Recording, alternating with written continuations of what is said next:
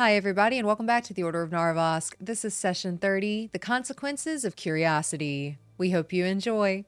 So we start with the professor watching all of the beasts go inside the chapel with this strange woman.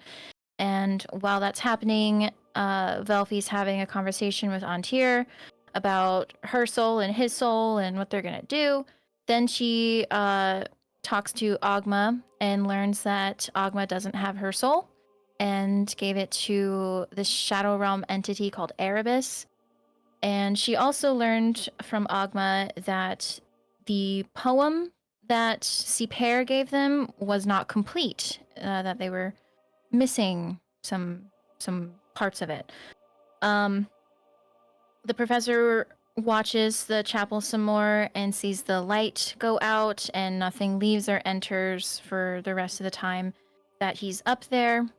And we split up the watch. Professor again is watching. Nothing happens with the church or chapel. And he wakes up again at like 4 to see if anyone leaves. And around 7, I think it was, that was when all of the creatures inside of the chapel left and started roaming the school again. So we decide to act nocturnally, and we wait the entire day until it's nighttime when the 7 p.m. bell rings, and we kind of follow all of the creatures that are headed towards the chapel. And we stop at the Conjuration Building, and we see this strange woman there, and we have this conversation with her to figure out if she's friendly, and she agrees to meet us after she makes dinner for all of the students. And while we're waiting, we get approached by some mischievous students and take care of them. Then she comes out, we ask her some questions, and she tells us that her name is Hope, and she's, upon further inspection, kind of like a doll-like robot humanoid thing. And she says there's no one goes underground, no one goes under Esarora, no one's allowed inside the admin building, but other than that, we have free reign of the campus. So after that, we go inside the Conjuration Building and we find a series of scrolls and components. Then as we're walking to the Divination Building, we pass by the admin building and hear this wailing inside that sounds very pained.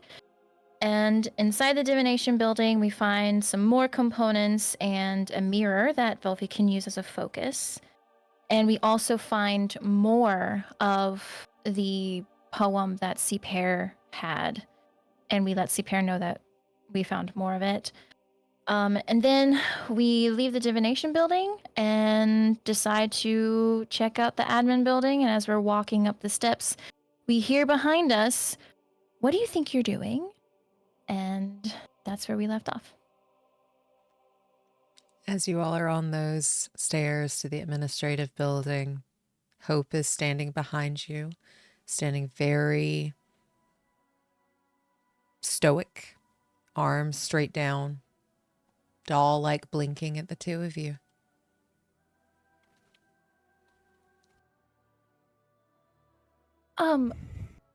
Just checking out the campus. Yeah. Roll me deception. Are we being deceptive? Your plan was to check out the administrative building. Okay, so we're maybe omitting part of the truth. Okay.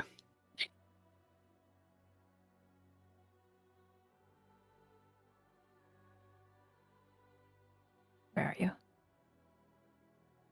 22. Cool. Friedrich? 4. She looks to Friedrich. You are not allowed in this building. Why? Is this the administrative building?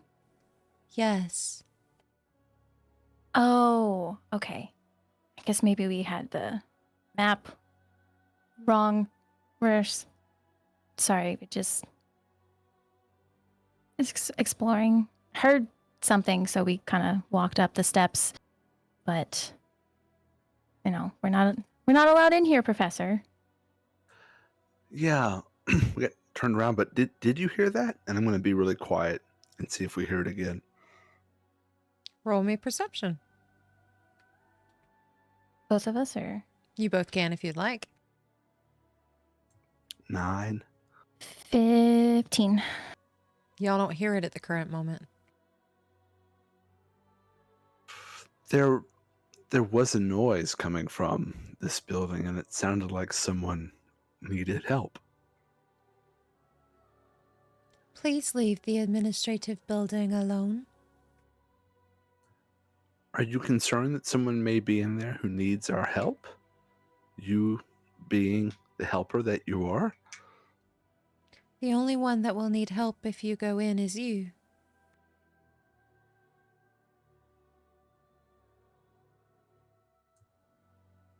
Like it's dangerous in there?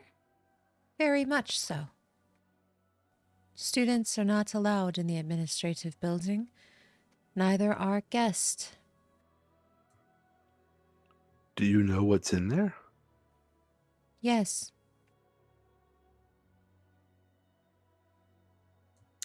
Is someone in danger? You if you go in. Are you warning us or threatening us? Depends on your perspective, I guess.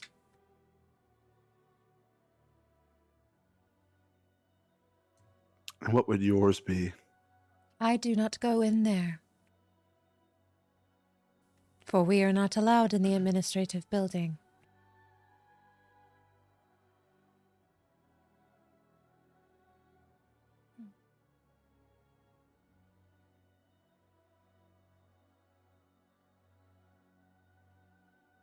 Well, I guess we just find a different building to explore then, Professor. Yeah, I guess. Hopefully it's not a student in there that needs help. We are more than happy to help if you need it. We are not allowed in the administrative building. Hope, how long have you been here? She kind of does this doll-like calculation. Like you can tell like the wheels are turning. A very long time. Have you noticed anything different about your students? No. They've always been like they are now? Yes. Okay.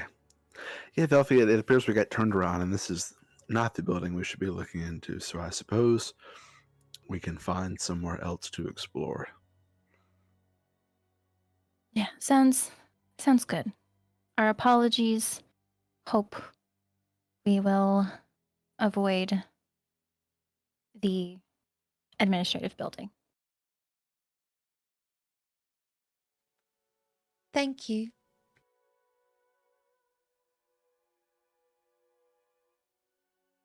You're welcome. So, Professor, to the evocation building? Sure. I'm not sure which one that is.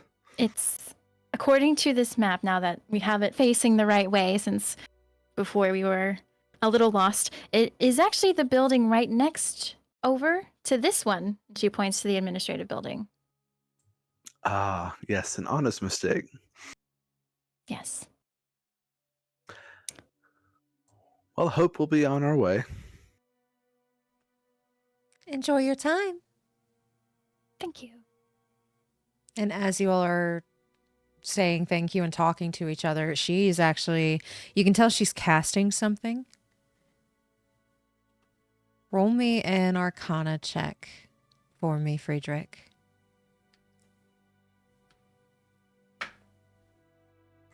$22. With a 22, you can tell what kind of spell she is casting. It is an alarm spell that she is setting up on the perimeter of the grounds. And you get the sense that it is a alarm. If you cross that line, she knows you're there.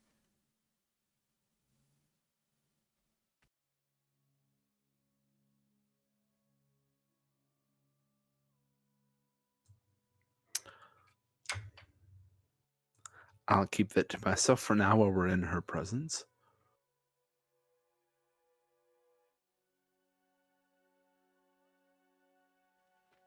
And she just spends time casting that and kind of is not paying you any attention anymore. As she just goes about her duty of making sure no one gets in the administrative building.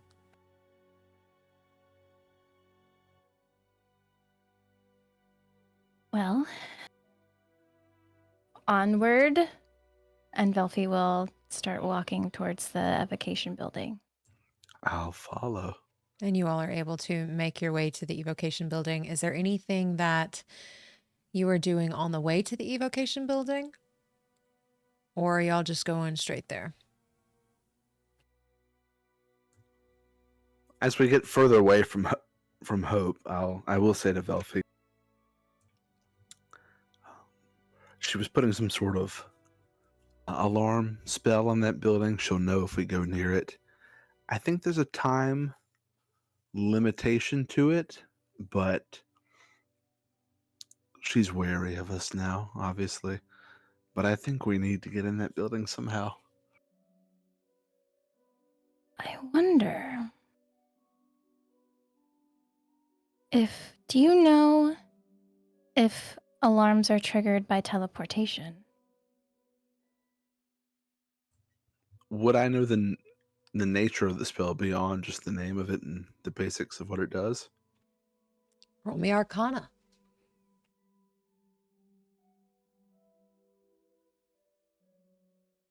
And she was casting it right there where we were? Yes, and it's almost like as soon as you cross the steps, that's how she knew you were there. Arcana's only 12.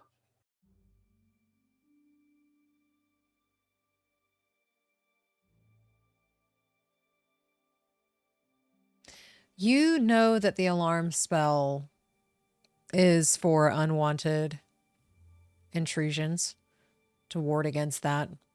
You know it's not a very high level spell. You know, it's pretty much beginner level. Has about an 8-hour time limit.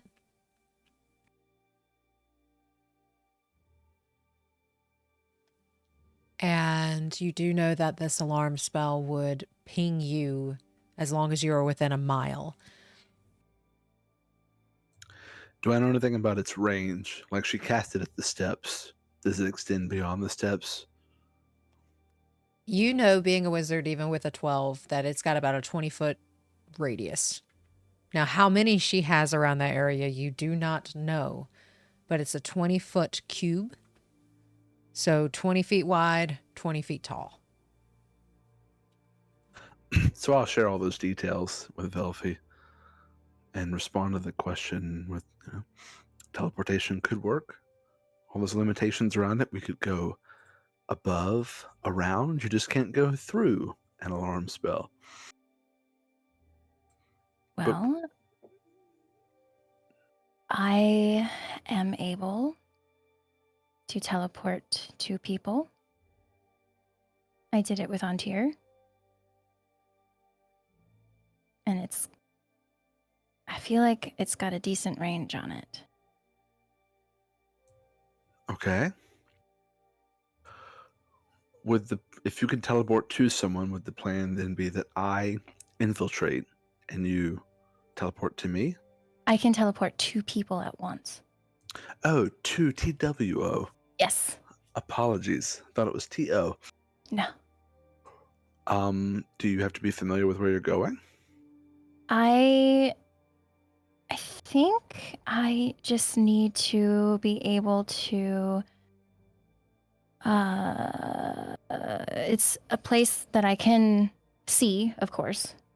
Something I think I visualized where Antir was I'd never been up there before.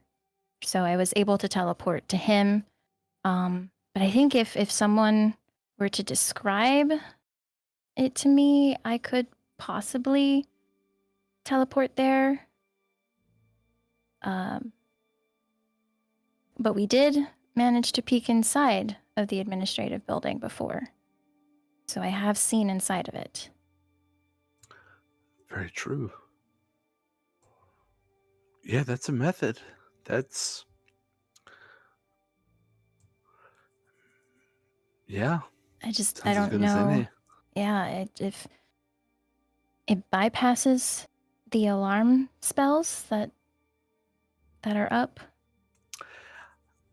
To my knowledge, and I guess yours, teleportation is sort of, from one spot to one spot. It's not like there's a path between the two. So unless we landed in an alarm spell, I doubt it would set it off. So I could have us fly, but that's assuming there's a way in on the roof or through a window, which is not guaranteed.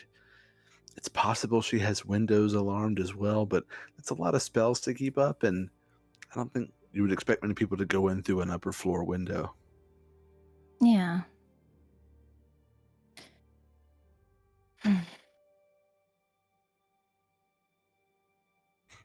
I don't think she knows what's going on here, though. She seems like a rule follower. She didn't notice anything odd about the students. Meaning either she's not very observant, or the entire time she's been here, in her memory, they've been like this. I was beginning to think that perhaps she was created to be some sort of guardian for the administrative building should someone come along after the outbreak, since she's never really seen students not look the way they are now. Yeah, that makes sense now.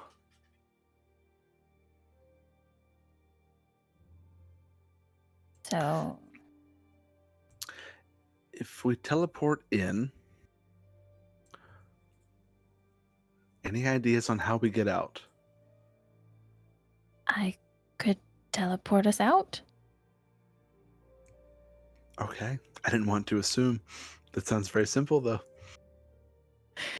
Yeah, it's just I need to be careful with the amount of magic I use, but I can do it multiple times. Should we try now? Should we go a little bit later once suspicions die down? Or can we look back over at the administrative building? Is Hope still standing in front of the steps? She is not. Roll me a perception check. Rolls are garbage. 7. Yeah, you don't see her. I don't see anything.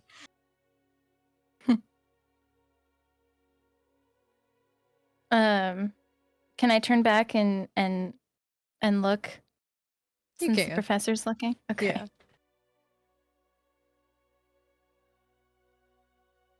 Yeah. 22.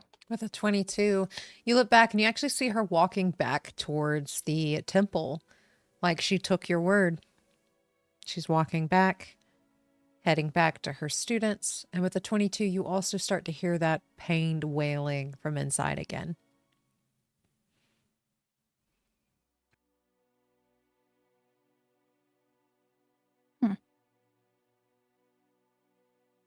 Well, she's headed back. Seems she trusts us. And Yeah. now I hear that wailing again. I'm assuming I don't hear the wailing. You'd have to concentrate really hard, but now that it's been pointed out to you, if you listen real intently with your old ears, you can pick it up. They kind of turn and focus in on it. Okay, well, maybe we give it a try then. Right now, I'm so... Or we can rest a bit. I think it would work. I'm just nervous as to what she'll do if she finds out that we did it and what's inside. since apparently it's dangerous, and it doesn't bode well that there's this screaming coming from inside. No, wailing is rarely good. Um, and I assume since the students seem to follow her and the bell into the chapel, they may do whatever she commands. Possible. Yes, I don't know. Oh, we should have asked, like, if the students listen to what she does or says. I mean, I feel like they would. I don't. Roll me history. She's. Oh.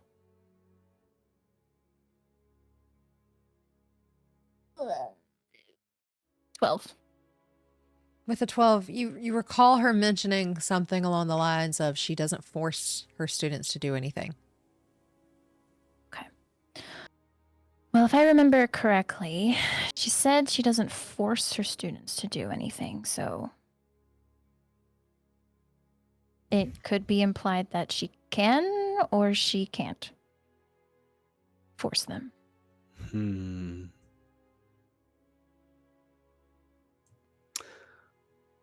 Well, worst case, I mean, I really want to get in there now. I don't see how we leave Esror without exploring that now. Oh yeah, we're going to have to get in there for sure. And I don't think there's any way we can convince her. I don't think so. She seems pretty one track. These are my orders and I will do them. Yeah, she definitely follows orders without asking why. And we've seen how badly that can go, being a part of the order that we were.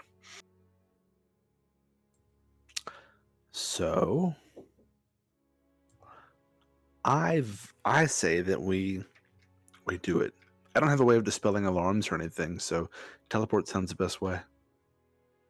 And if we need to rest before we try it, that's fine with me as well. I'm a little bit spent after those mischievous students. Yeah, I'm feeling a little, not at 100%, Yeah. So what time is it right now about? Or can I ask the professor since he has a pocket watch? You do have a pocket watch. What is the time, Professor? I think it had been about like 5 hours since the dinner bell, if I recall correctly. So probably like midnight. Is that right? Yeah, about midnight, 1 a.m.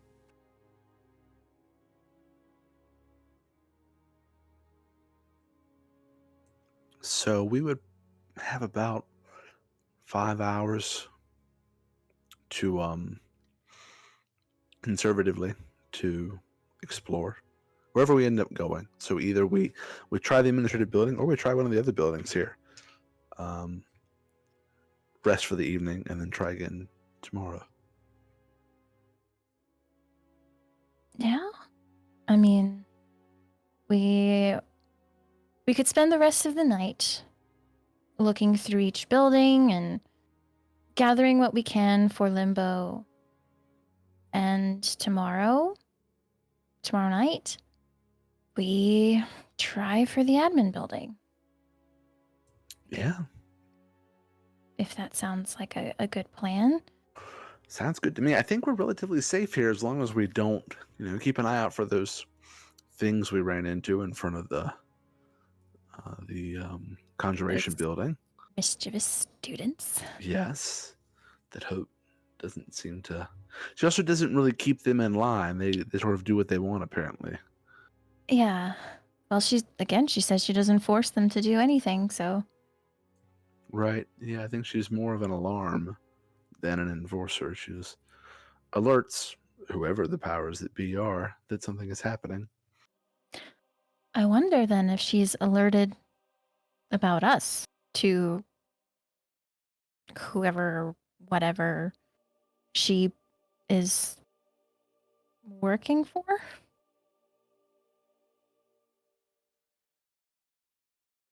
I have an odd idea.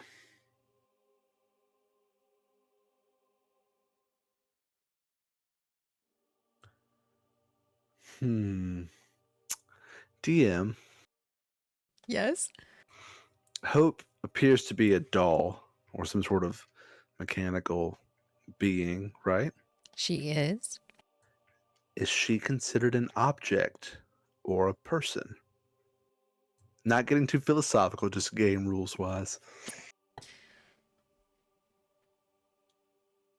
You know what? We're just going to roll a chaos for that. I ask because I'm curious about the possibility of casting Identify on her. Roll me a chaos die. If it's below 50, she is. If it's above 50, she's not. It's a D100. 58. So it is above 50, which means she's not. She's not an object?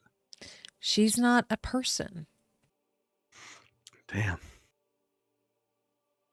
So heavy just based on a die roll. She The thing is is, an though, object.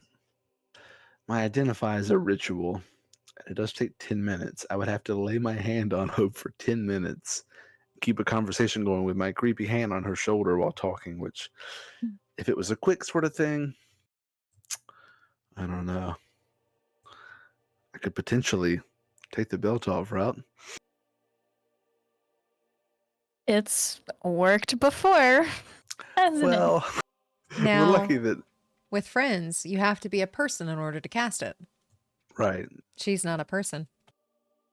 What if we instilled in her a sense of humanity?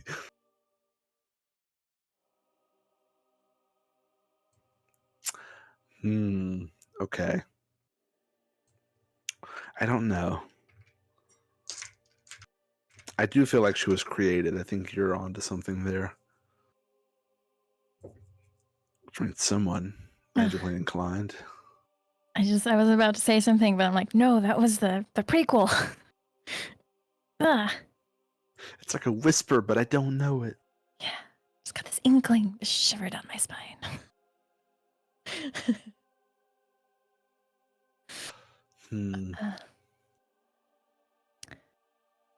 Yeah, well, I guess maybe we just stick with our original plan. Yeah. Maybe we can talk our way out of it if she thinks we're doing something wrong. Perhaps. Yeah. She seemed pretty trusting of us, so. Maybe less so after the last half hour or so. I mean, it was an honest mistake. There's screaming coming out of the building, and she's apparently a caretaker of some sorts. Most people would call that gross negligence. I wonder if we can file a complaint.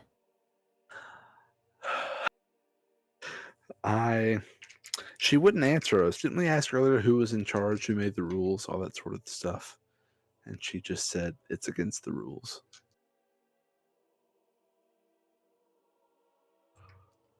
I mean, we could take her out, but I don't know what these other students are going to do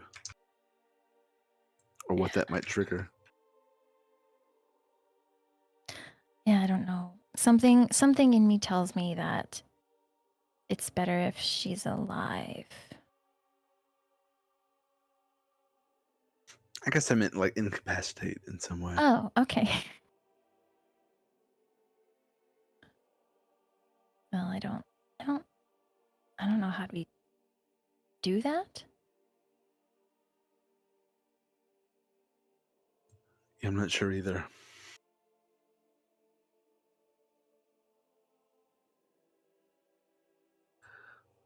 Well, I guess we'll try another building, rest up, and then maybe it's like a spur of the moment decision. When we get into a situation, if we have to act quickly, we'll just do what feels right.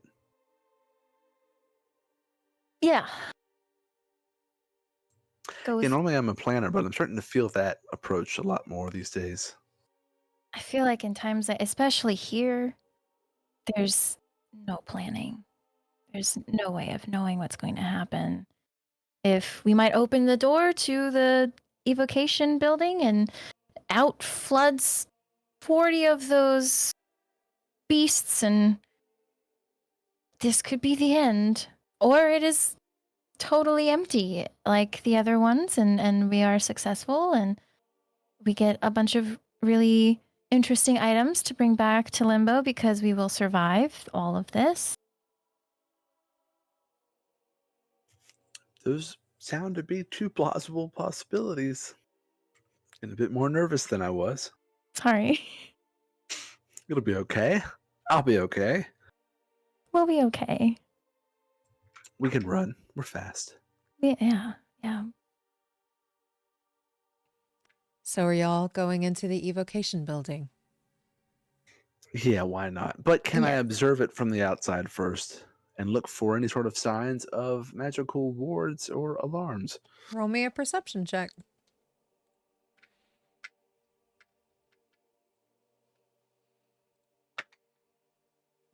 21. With a 21, you don't see any magical wards. Nothing that kind of gives that little shimmer of magic. Nothing that smells like magic. You don't see anything outside the building that could cause you harm. You don't see any mischievous students at the moment. Everything looks clear. It appears that the only place that has any kind of alarm spell at the current moment is the administrative building.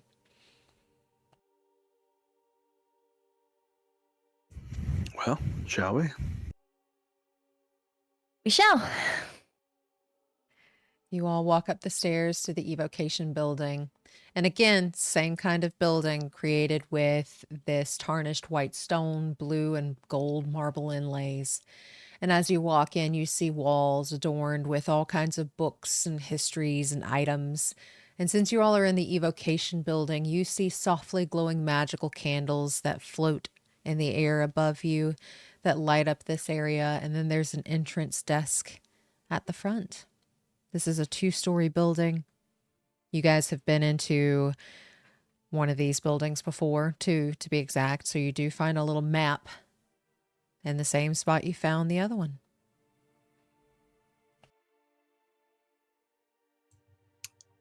How many floors does this building have?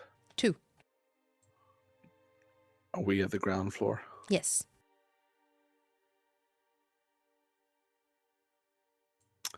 I was curious if there was another way into the administrative building, underground maybe, but so far we haven't seen any floors that go down below ground level. Yeah, but I guess it doesn't mean there aren't any. If the way it was phrased from Hope made it seem like there was, but no one was allowed, which to me implies there's an entrance, but it may not be obvious. Yeah, possibly. But I wonder from where. Hopefully not the temple. With our luck, it would be the temple. It kind of seems like the most obvious place. I thought maybe the Conjuration building, but now it seems maybe the temple, especially since they disappear in there all night. Yeah. Don't know. Well, let's see what we can find here. Yeah. And Velphie will begin to look around for things. For things. Alrighty, roll me an investigation check, both of you. Oh no. I just can't find anything. I got a 9. Okay, got a 9. 14. 14, alrighty. So not as high of rolls for this one, but with your conjoined average, you all do find a spell scroll, a spell component for now. Who would like to roll what spell component you get? I feel like I did all of it last session, so let's see if Velphie rolls better. Probably will roll better. Can't roll worse. I will try. Go ahead and roll me a d20. 12.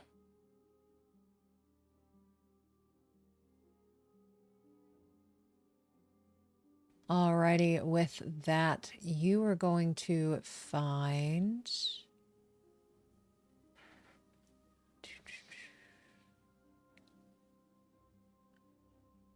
We're gonna do... You find holy water worth 100 gold pieces.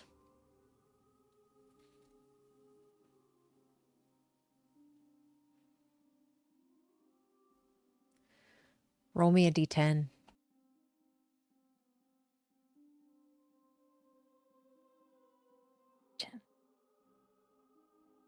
8. With an 8. Alrighty. Let me pull this up.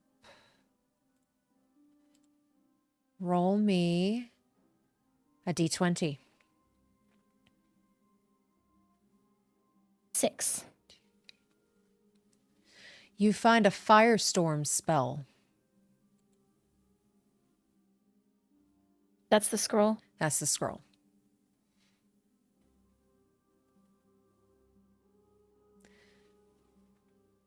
You find the firestorm scroll. And also, as you all are continuing to go through the evocation building, you all pass a classroom. And a name sticks out. It says Amelia Narvosc.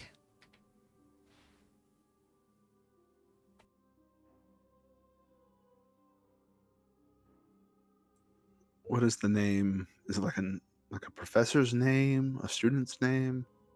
You get the sense that this is Amelia Narvosc's classroom.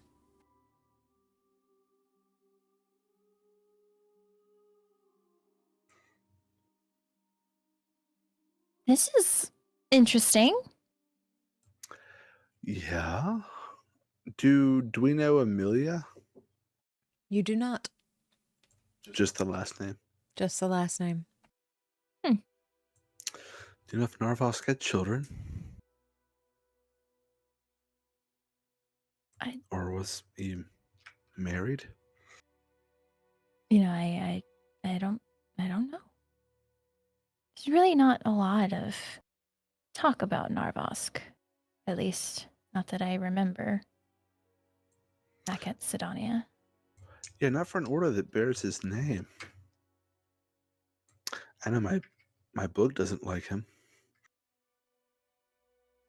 I wonder if your book would know, though. What if my Didn't they book work would- together at one point? They did, yes. It ended poorly.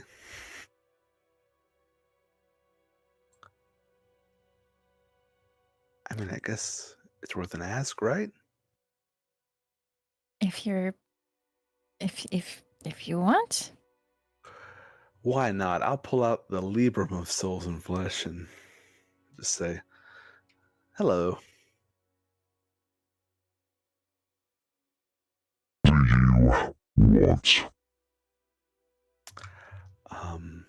Just a moment of your time. Amelia Narvosc. Fucking brat. Tell me more. Roll me a persuasion. 19. Narvosc wanted to see different realms in order to take his children there instead of focusing on what was better.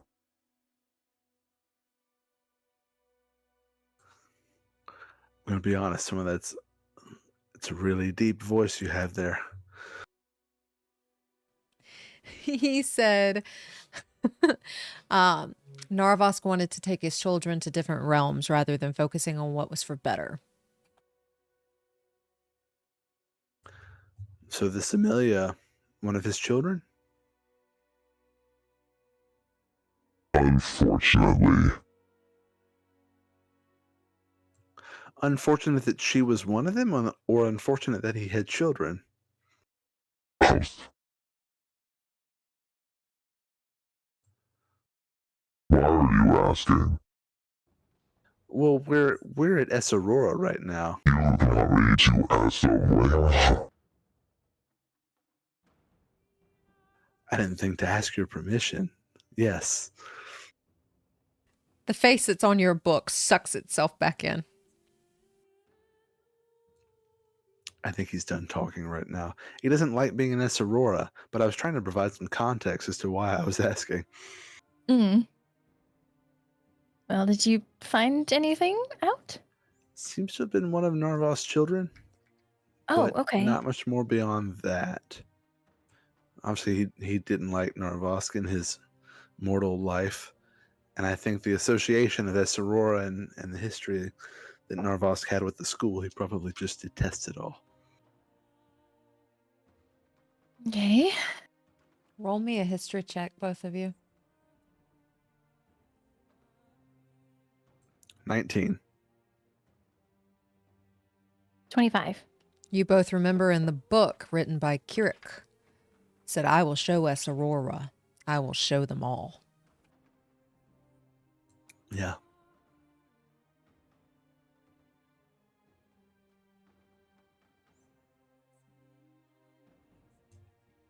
So he had it out for this place. Hmm. Definitely a grudge of some sort.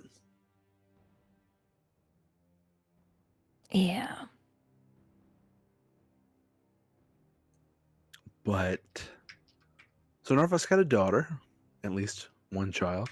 He implied children, so this is one of more than one. That's a safe assumption to make, I think. Well, I think it might be beneficial for us to explore this classroom and see if there's any information we can gather about her and maybe even information on Narvosc himself. Yeah, sure. I wonder if he has an office or a classroom here. Oh. It's probably in the administrative building. Potentially, yes.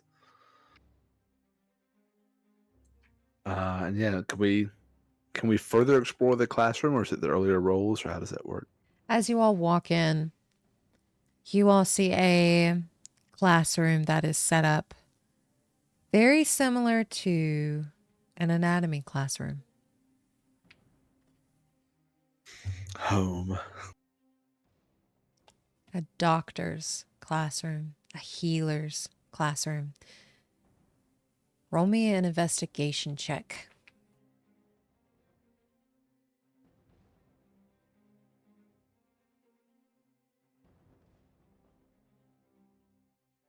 $17. 17. All right, with both of those 17s, you all do find a spell scroll. You all are going to find, let me find it.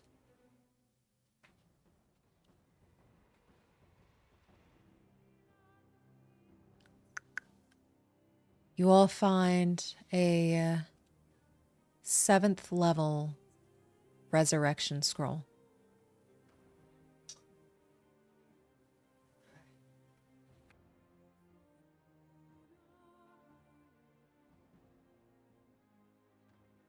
This is handy. That's powerful magic right there. Very powerful.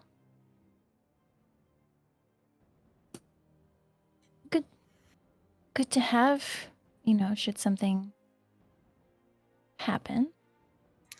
Yeah, good to have. Curious, in an anatomy classroom, I wonder if it was Amelia's or if it found its way here sometime in the last 150 years.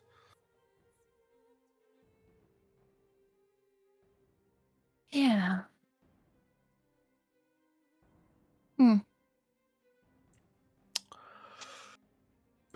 Anything else non-magic wise, like a notebook?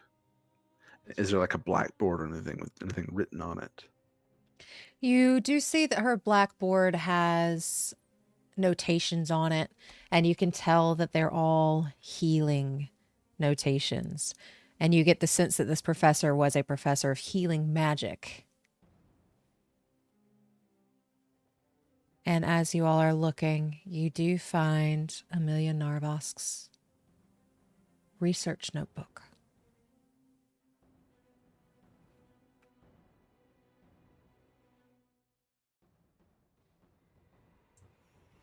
Now, this is a find. This, I feel like, would be full of a lot of very informative information. Yes, it's the best kind of information, the informative kind. Listen, it's late, okay? I know. It is very late. It's way past. I haven't been up this late in 50 years. Wow. Just breaking all the rules. I know. Don't tell Hope. I won't. Well, shall we take a peek inside? Yeah, let's thumb through it. And as you all thumb through it, the title page says Hope. And you are thumbing through it. And there are very vivid diagrams and notes of this animated doll that is meant to heal, to be the school's healer, to be their cleric of sorts. If anybody got sick, you went to Hope. If anybody was hurt, you went to Hope. And as you are reading through it, it looks like Hope wasn't completely finished. Hope was inconclusive. And at the very end, it is scribed, "If I am no longer able to command Hope, Hope is here to protect S. Aurora and follow its leaders. If the leaders fall, S. Aurora falls into darkness."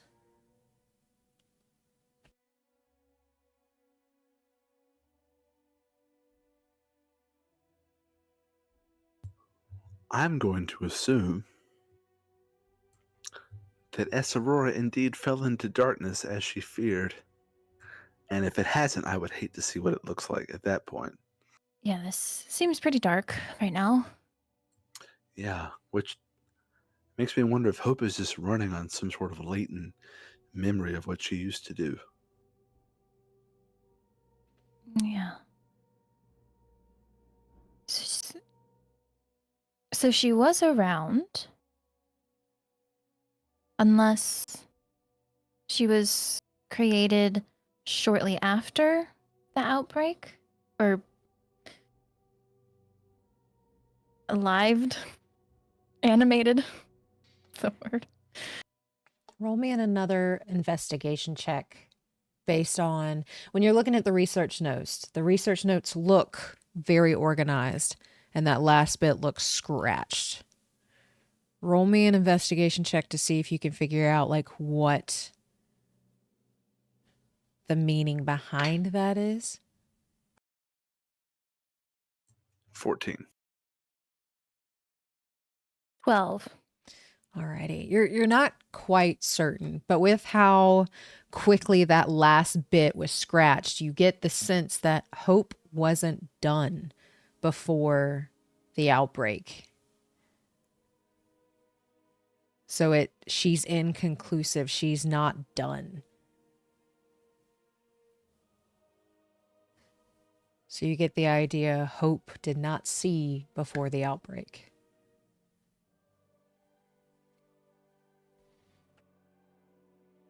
Yeah, I feel like she would have noticed a change in the student body. Yes. But that also makes me think the leaders aren't around. Well, someone's around. There's the admin building. Someone's screaming. Someone is getting wailed on, yeah. Someone's sneezing. It's that wailing. It's the wailing. My ears have gotten very sharp. Yeah, well, so okay, if Amelia wasn't around to command Hope anymore, Hope was to follow Esaurora's leaders, which I imagine someone is still around and gave her the final order of not allowing anyone into the administrative building. Or maybe she doesn't. Maybe she doesn't know that Esarora has fallen. I would think not, since she's considering all of these beasts as students and taking care of them as if they were. Yeah. Maybe the order to stay out of the administration building was originally for the well-being of Hope and the students, not necessarily to hide something.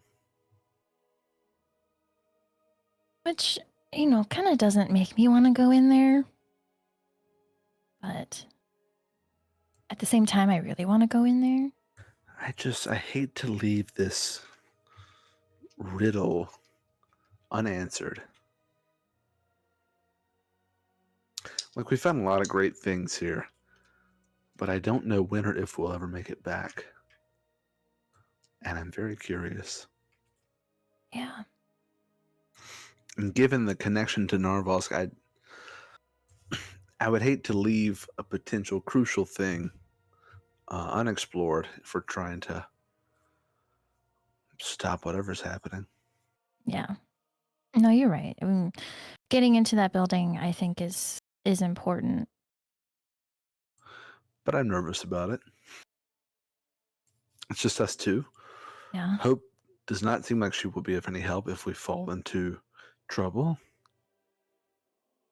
Yeah. Especially if she finds out that we went against her warning/threat. Yeah, I wonder if she doesn't help the rule breakers.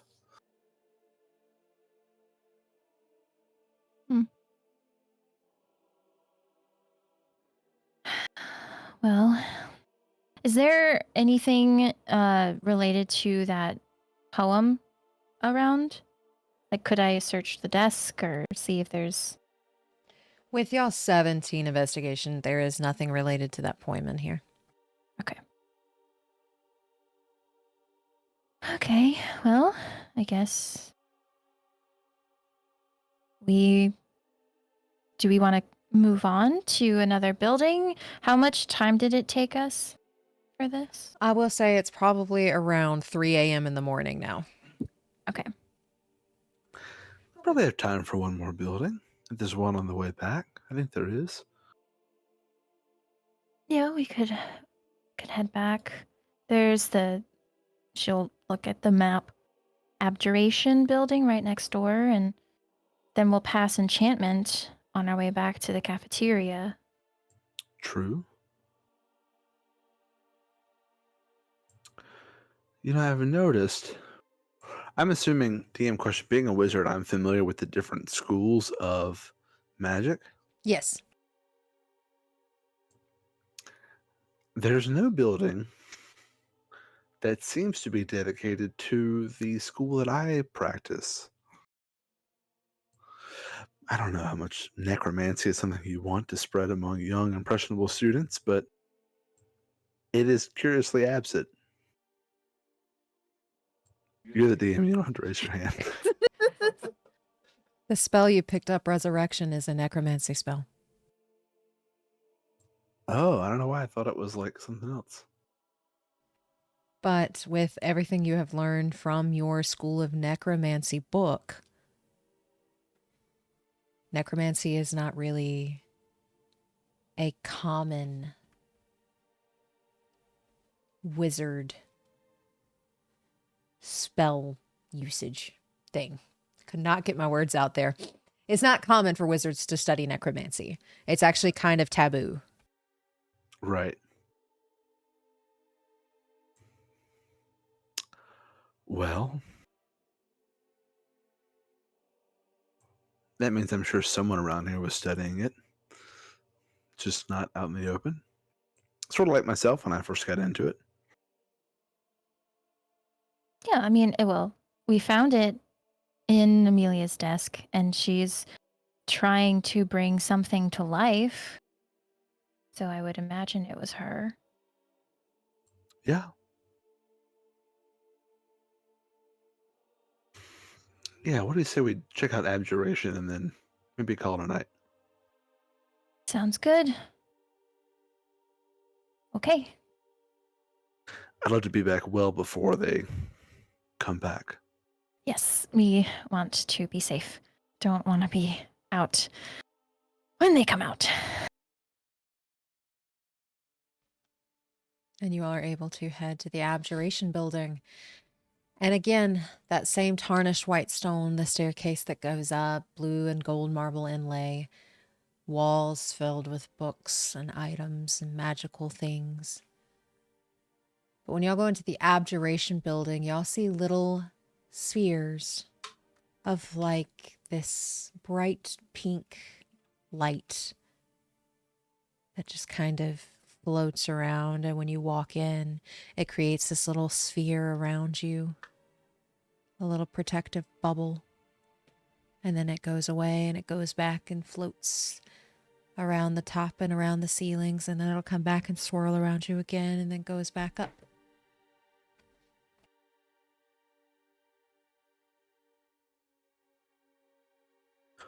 Okay.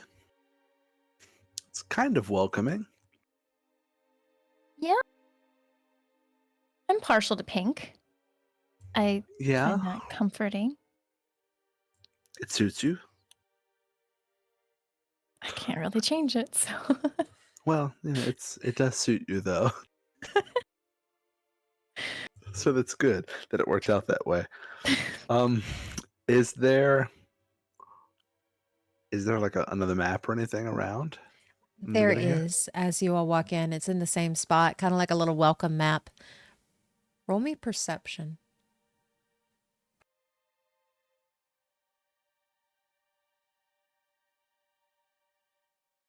It's a 9. 12. With a 12, you do hear some things clanking from upstairs.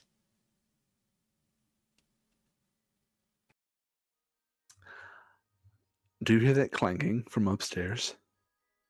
Velphie will perk her ears up. And as you perk your ears up, you do hear what sounds like something fell over and knocked something over and is like stumbling to its feet. Very heavy, very clumsy. I don't think we're alone in this one. Yeah, and it sounds like it might be pretty hefty. Not so Yeah. sure-footed. Yes. So honestly, probably hostile based on what we've seen and the dexterity of these other creatures we found. A little bit lumbering. Yeah, it doesn't. I'm not getting a warm, fuzzy feeling. No, I'd still like to explore. I think I got one more Donnybrook in me before we call it a night. Sure. I like that word. I don't get to use it very often. What was it again? A Donnybrook. Donnybrook. It means like a scuffle, a small fight. Oh. Donnybrook. It sounds like someone's name. I thought it was someone. I was like, who is Donnie? But Donnybrook, okay. Yeah, I don't want to Donnybrook either. No, but we may have to if we go up there and this thing is not, friendly. Yeah, maybe. We haven't seen anything else friendly around here. Hope barely counts as friendly. I wouldn't call Hope friendly. I would call Hope non-hostile right now. Yeah. I'm sure she could turn hostile towards us if she needed to. Although hopefully the only spells she knows are healing, so in her anger she would just heal us. That's a positive outlook. Just trying to, you know, I as will they say, be the light that drives out the darkness. I will choose to believe it. That's true. There are some things that we can carry over from our previous employer. I don't know. I mean, we I could if you want, I could head upstairs and very as quiet as I can and just kind of get an idea of what it might be. See if I hear any growling or talking. Do you want me to stay down here, or I'm stealthy? I'm a little bit clumsy myself. Yeah, I'm not as stealthy as on here is, but I don't really think I'm that stealthy at all. I'm sure some of it may have rubbed off on you. Does Velphie make that face? Yeah. Okay. I can like go up the stairs, maybe wait in the stairwell. Yeah, okay. Yeah. We'll do this. We'll do this quietly. We'll just listen and see what kind of noises we hear, and if there's any sign of danger, we book it. Sounds good. Do you want to search the first floor Yes. first? Let's do that, and then we will try the second floor. Yeah. Can we stealthily search the first floor? It will take you more time, but you can stealthily do that. Go ahead and roll me a stealth check.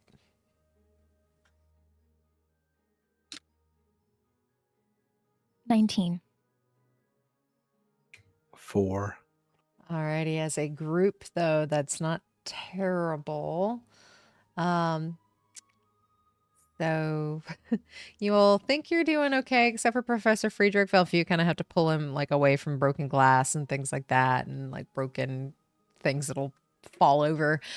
But you all are able to start investigating the bottom floor. Roll me investigation checks. Roll these at disadvantage since you all are trying to be really quiet. Oh my god. I'm so What? excited because I got a 19. But then I rolled a natural 1. Oh, one of mine was a nat 20, but I got a 14. No, sorry, 13. 13. Velphie, you have lucky points. Oh, you right? You know what? Yeah, I'll use it. Do I reroll both? Then? Reroll both, yep. Oh, that's 2 12s, so 18. 18 and a 14? Is that what you had? 13. 13. 13. All right, so with those, you all do find 2 components and a scroll. Velphie, if you'll go ahead and roll me a D20.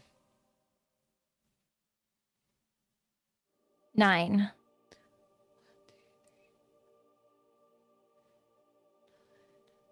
You find incense worth 25 gold pieces. Go ahead and roll me another one. 4. You find a gem-encrusted specialty crafted bowl worth 1,000 gold pieces. Pretty. And then for your scroll, roll me a d10. A D10. 7. All right, with a 7, roll me a D20. 16. 16, you find a forbidden spell.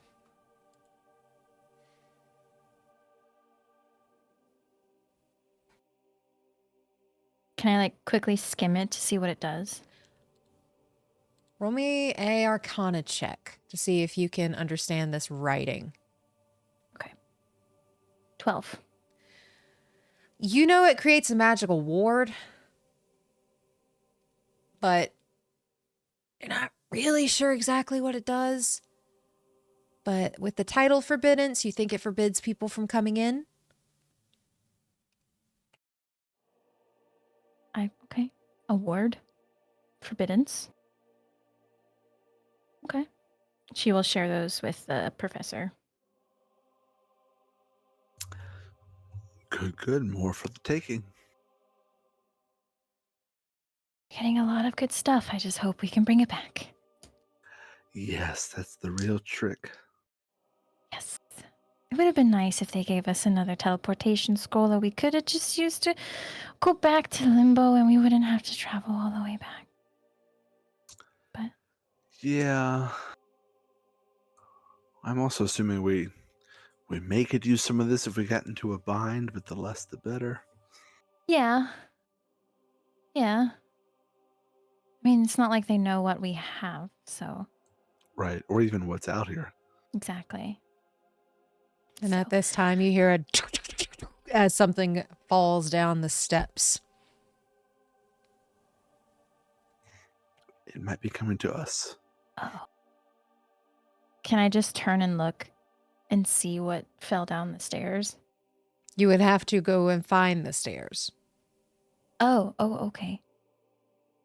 Should we go find the stairs? Yeah, let's sort of be scarce and go see what we see.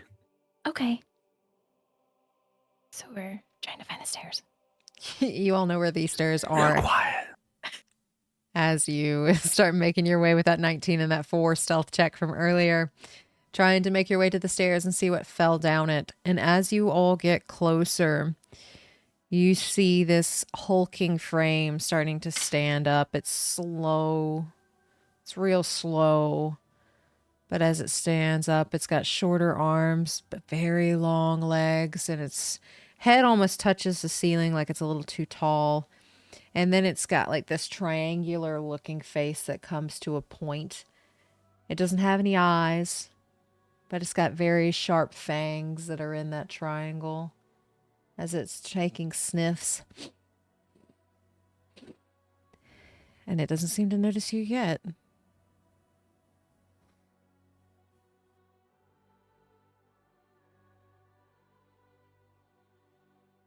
I am going to look at the professor and point to the door of the abjuration building as like a, do we want to leave?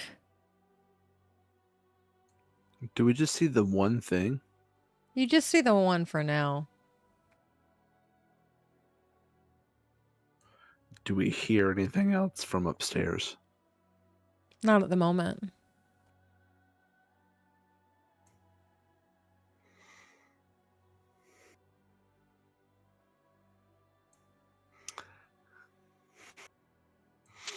We could leave, or we could maybe make our way past it.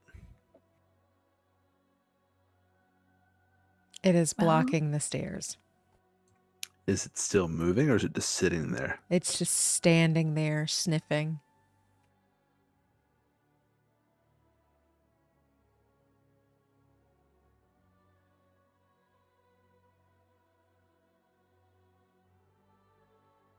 I can get us upstairs as well, or I can get us out.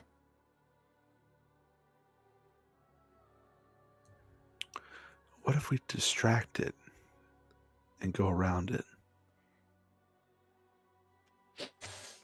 I have an idea. Is it's sniffing? It is. I don't So like- we see the stairwell, and it's in front of it. It Is is. it like a big open hallway? What does the area look like? So this is like the entrance area where there are stairs that go up this like a little door that goes up the stairs. It's standing in front of it, blocking it because this thing is big and it just took a tumble. And you can actually tell it's knocked some things off in that stairwell. That stairwell goes up, then to the left, and then back up the same way the other ones have. Very narrow hallway. You're kind of surprised this thing was able to fall down it, but you do see it has kind of bent and messed up some of the stairs as it has fallen down. And it's slowly turning its head to you. Can I cast Mage Hand? Yeah. And away from me, 30 feet away from me, and have it just like push something off a shelf or make some sort of noise to draw its attention. You are able to do so as your mage hand pushes like a little vase off of a container. And you see that head immediately shoot to where your mage hand is, and it opens its mouth, and you see those sharp teeth grow even longer, and you see back rows of teeth grow even longer, and then it's got a third row of teeth that comes down a little further. And you see drool dripping off of each one of them as it takes its leg and like very long legs and pounces to where your mage hand is, and your mage hand just disappears.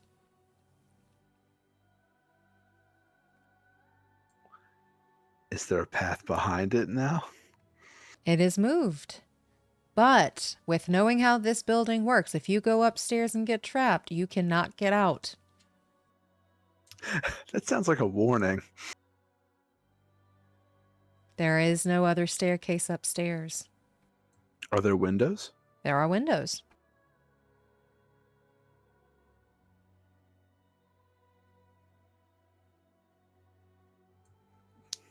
What do you think? And it's sniffing. You don't have much time to decide. And it knows something's here. I mean, if we want to go, we gotta go now. I think I can still get us out very quickly if we need to. Okay, let's go. Okay. Quietly, I assume? Yes. Okay. Roll me stealth checks.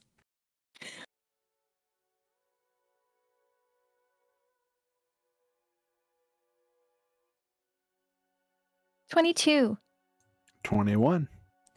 With those high rolls, you just hear it screech like this noise that doesn't quite fit it as it's standing there over that broken jar. You are able to make it upstairs. It does not notice you as you make your way to the second floor.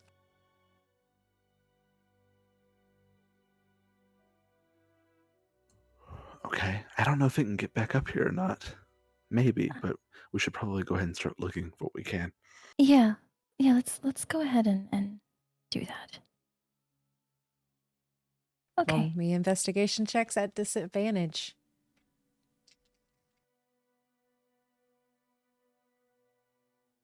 $14. 14. All right, with a 14, y'all do find an extra spell scroll. Roll me, whoever would like to, roll me a d20. I did it last time, but okay. You're better than I am. Am Your I? 20s are more 20-ish. Are they? I only got a 16. There you go, see?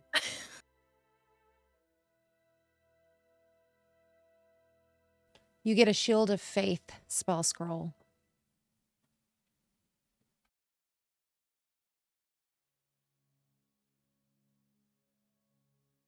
Okay. There's another scroll here. That's good. Now we just need to find a way. Are we fairly certain that we found all we could? Roll me, what do we want to do with this one? Roll me a perception check. Natural 20 plus 4. Natural 20 plus 4. 4. 4. Yeah, Professor Friedrich, you feel like there's everything you've got out of here. Velphie, with all the spells that you've gotten so far, you know this is a protective wizarding building. This is for protective magic. So in terms of whether you've got it all, you found some pretty good stuff. There always may be more. But this is specifically protection magic from the looks of it. Okay. Well, there could be more around if we wanted to check some more. Seems very protection magic-y. Yeah, let's take another look around. If we can. Roll me another investigation check at disadvantage. As you all are trying to remain hidden from the thing downstairs that is still squealing. 12. 13.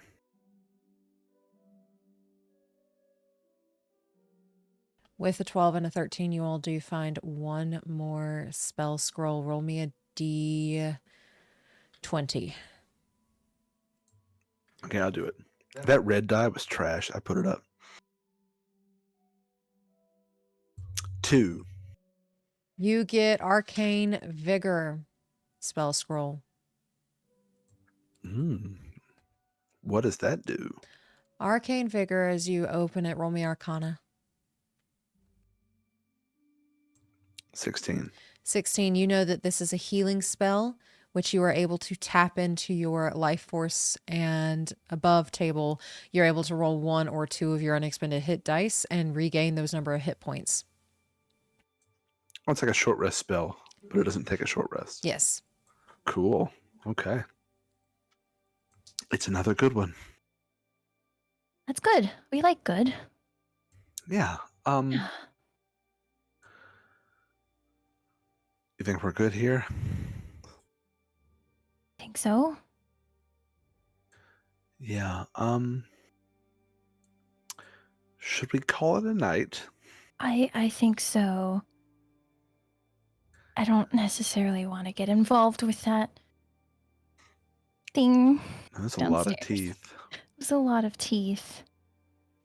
And y'all do hear it ransacking downstairs, tearing the place apart, trying to figure out whatever knocked over the jar. So this teleportation thing that you do, is it something you can regularly do as long as you're well rested? Yeah. Pretty much. I feel like I can do it a few times. Do you want to try going Sure. back to the cafeteria? I don't know how close I could get us to the cafeteria. Above table, 500 feet.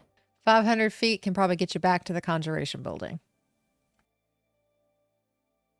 Okay. Or like halfway to the cafeteria, roughly? Conjuration Building. Okay. I could probably get us to about the Conjuration Building. Sure. Okay. And she will take the professor's hand, cast Dimension Door, and envision the Conjuration Building. And you're able to pop up between the enchantment and the Conjuration Building as you have been there before.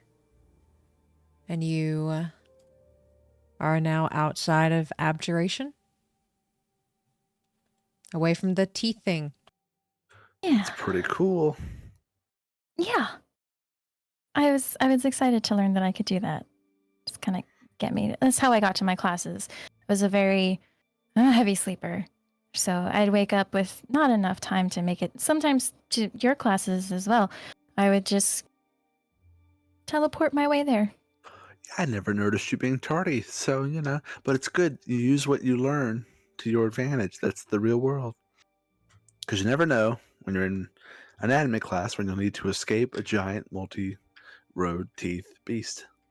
You are absolutely correct.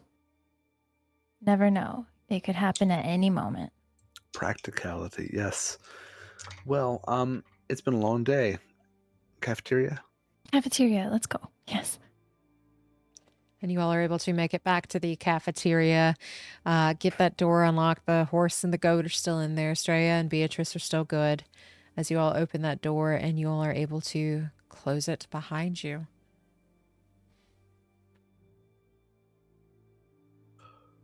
Um, I think we know their pattern by now, but I'm fine to watch for the first, bit of the night, and then should be okay after that.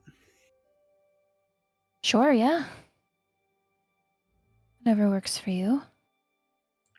Or I guess what if I watch the second half of the night?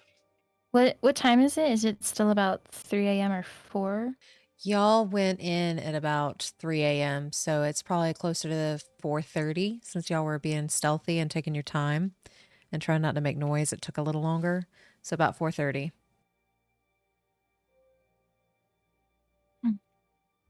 Sun. When does the sun rise? I don't know. I'm always asleep for that. About 7:30. Or not 7:30, about 6:30, excuse me, during this time.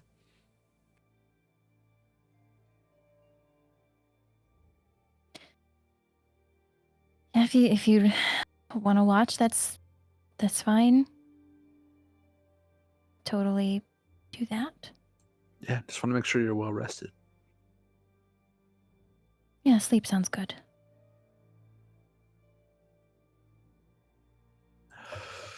Okay, and we'll set up for the night. All right, and you all are able to set up for the night. Is Friedrich getting up after 4 hours to do his watch? Or are you sleeping? After 4 hours. All right, so you all are able to press that long rest button as you all get a night's sleep. Nothing comes in. The horses or the horse and the goat are perfectly fine. Nothing seems to awaken you from your sleep as you all are able to hit that long rest button. Professor Friedrich, you wake up after 4 hours. What are you doing? I'll just sort of hang out and try to be quiet a bit. It would be past 7, so I think I would sneak upstairs and see if I see a bunch of things roaming the courtyard. And when you go up there, you do see a bunch of things roaming the courtyard currently. They are just kind of meandering and moseying about. Roll me a perception check. 10. You don't see Hope anywhere. You just see those things meandering and wandering about, but it looks like the temple's clear. Cool. I'll just sort of sit up there for a few more hours. And after a few more hours, you still just watch them meander and roam. Velphie, you wake up.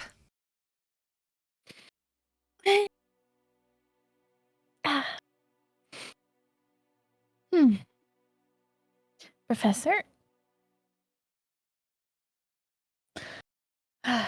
She will get up and probably have something to eat. Maybe bring whatever extra food she can up to the top because that's where she assumes the professor is. When you go upstairs and you do find Professor Friedrich just scanning over the courtyard and anywhere that he can see with his half-elven eyes. Good morning. Eyes. Elkin, yes. Good morning. I brought you some food if you hadn't had some already. Oh, thank you. No, I've been up here. Everything looks as we would expect, so that's good. Good. Do you have any interest in conversing more with Hope today, or should we just lay low until sundown? I don't really know what else we'd say. It seems like she knows things but doesn't know enough, or is very tight-lipped. I wonder how much she knows. If she was constructed as the notes appear to imply, then I would imagine she only knows what she needs to do her job. Yeah.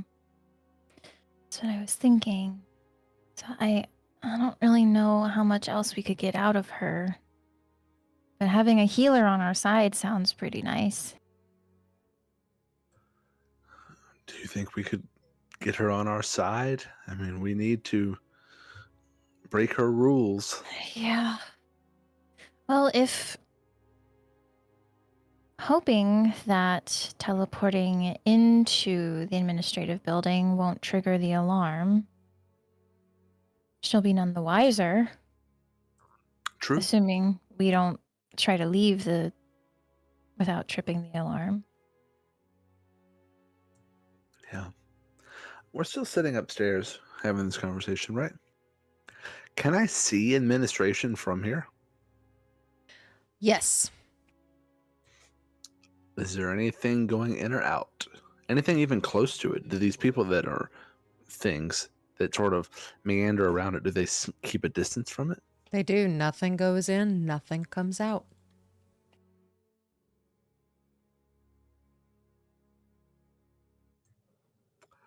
Well,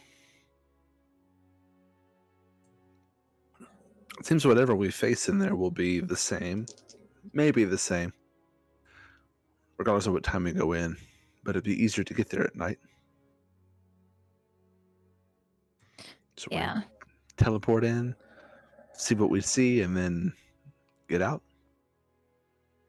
Yeah. I mean,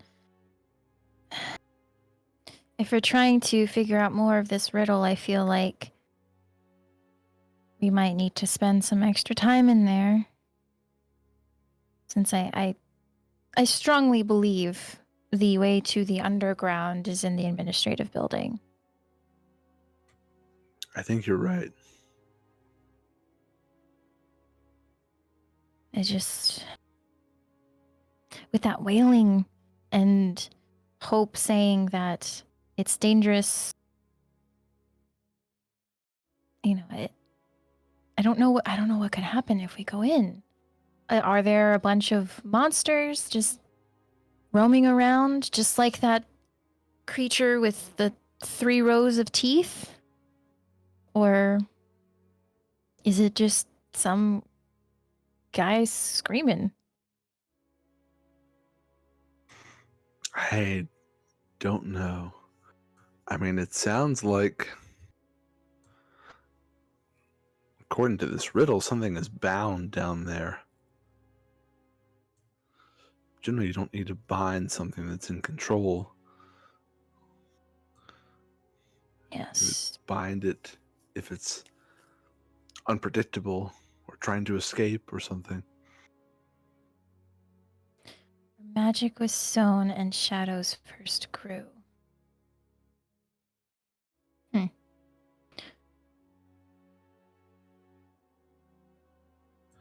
Beware the silence, the stirring from sleep. Well, it's not silent, it's something's wailing. A heartbeat forgotten sealed under stone. Will echo again when what are the watchers? The watchers have flown. Is that the person screaming, the heartbeat? Maybe.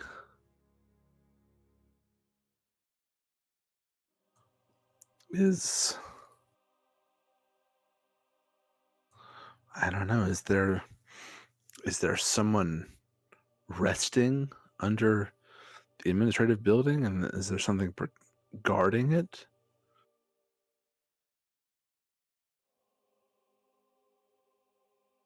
Yeah, it seems like some sort of... Does it seem like a warning? Like if you were to try to take this power, something will arise and try to protect whatever it is that you're taking. I don't know. It could be a warning. It almost reads like a challenge. Power awaits sounds enticing to people who are Yeah. after that sort of thing. Bound by Like oath teasing and you by with what you fear. could gain by doing this. Yeah. So power, you would... The way I read this last line, power awaits, bound by oath and by few, is you can take this power, but you are then bound by an oath that only a few people have taken. Yeah. Does that ring a bell to us, knowing what we know, what Ruin shared with us? Because he told us his whole story, right? And how he had to was offered a gift, and there were a few people there, oath and bound and all that sort of. Roll me a religion check. I don't get to use this often. It's very good. I should use it more often. 22. With a 22, this doesn't seem quite like what Ruin was talking about. Ruin took a serum intravenously, and later you've all found out was the only one that took it. It was almost like the test subject for that serum. This doesn't seem quite like that. And also with what Ruin talked about and having like this disembodied voice in his head. Doesn't necessarily sound like that either. Okay.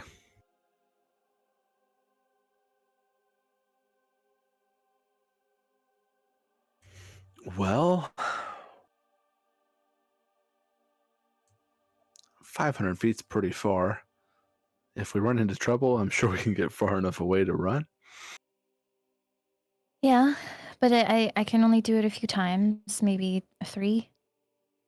So Yeah, I think in and out, and I mean, it has some contingencies. If we can't get out quickly, I can help us fly. We can be more nimble with our climbing, I believe. Yep, we can. So we have some contingency plans. okay. Yeah. Velphie will just kind of absentmindedly put some more of the food in her mouth as she just kind of looks at the administrative building.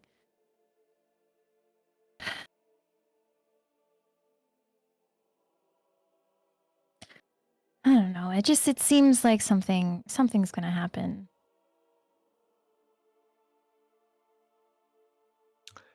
Yeah. I guess that's the risk we took.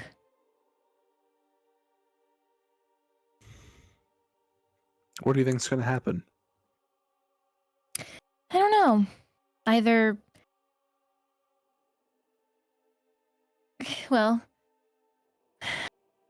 best case scenario, we find everything that we're looking for. We go in, we save this wailing man, we find the rest of the poem and are able to tell Siper everything, and we teleport out and get on our horses and back we go. Or goats. Worst case, we don't come back at all.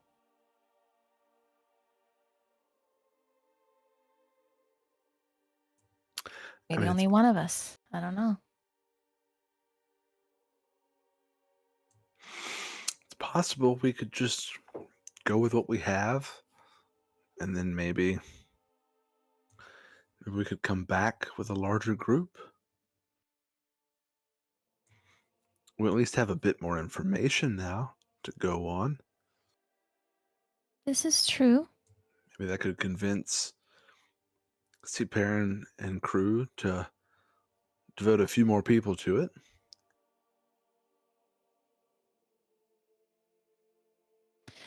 It's not a bad option.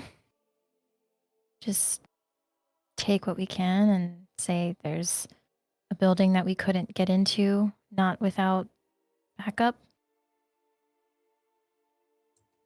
Yeah.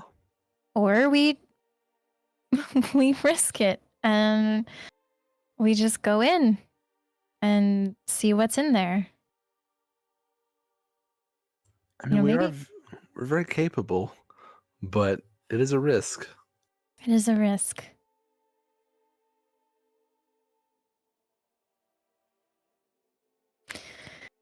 I don't know.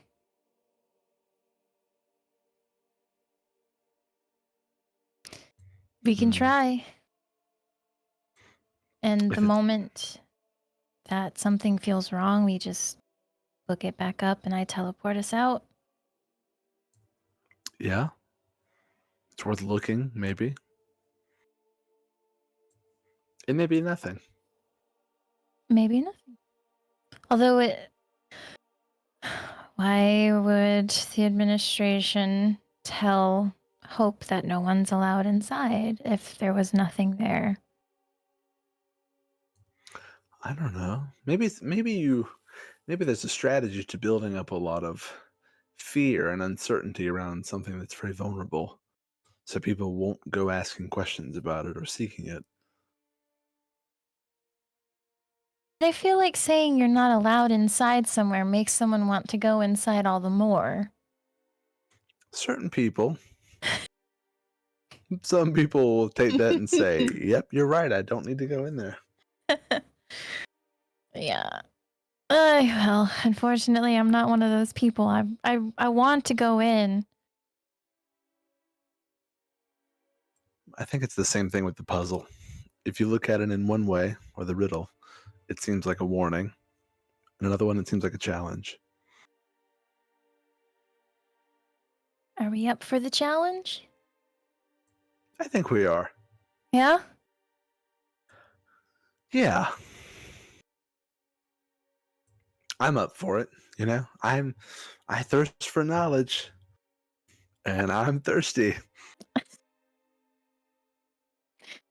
Oh, Professor. I'm sorry, I've been working on a catchphrase and nothing's really sticking.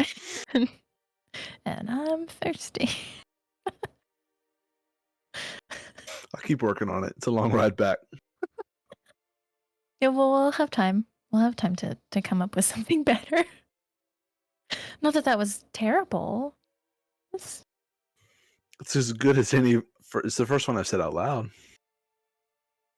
There you go. It's one So, step closer to a better catchphrase.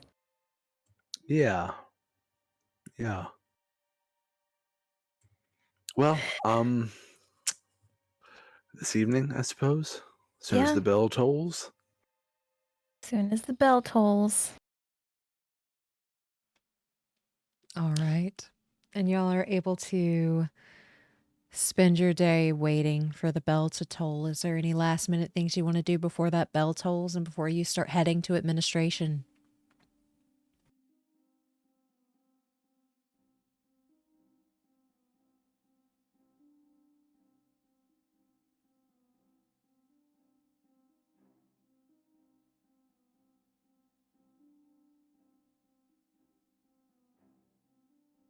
I think Velphie, she will reach for her little fox. And just very quickly, hey, hope you're safe. Just wanted to tell you that I love you.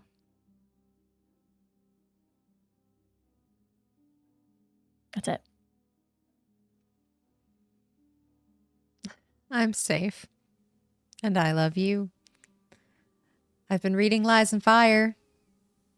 Really excited to try these whenever I am not in prison anymore.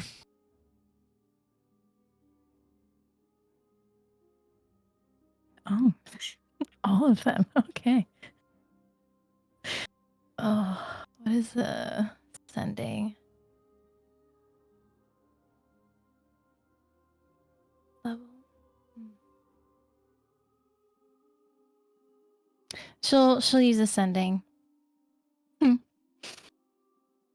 Well, I look forward to trying them with you too.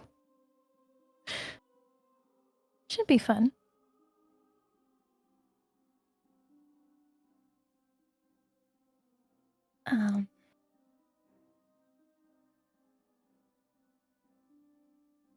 Yeah. That's it.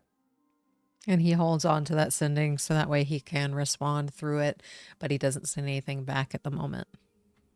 Okay.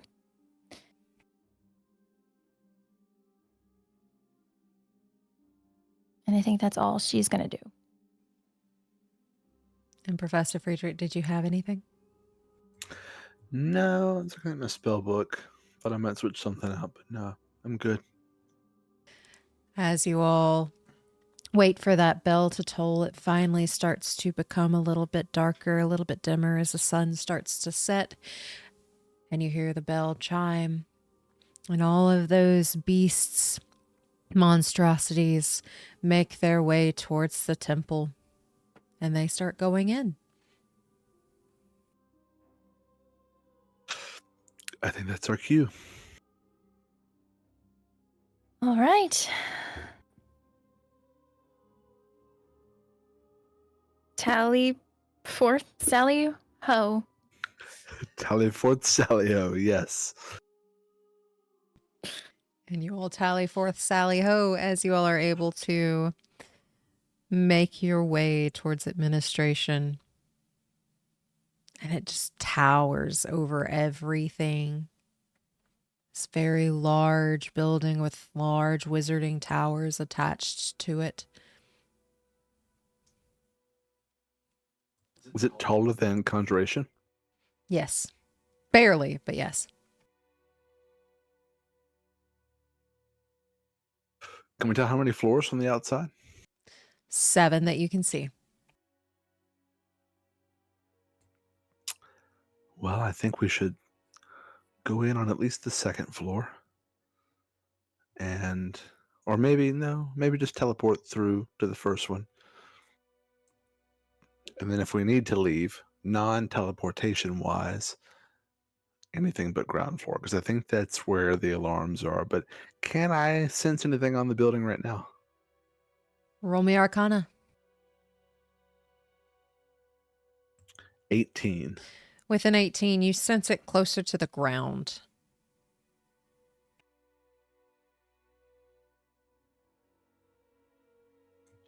Yeah.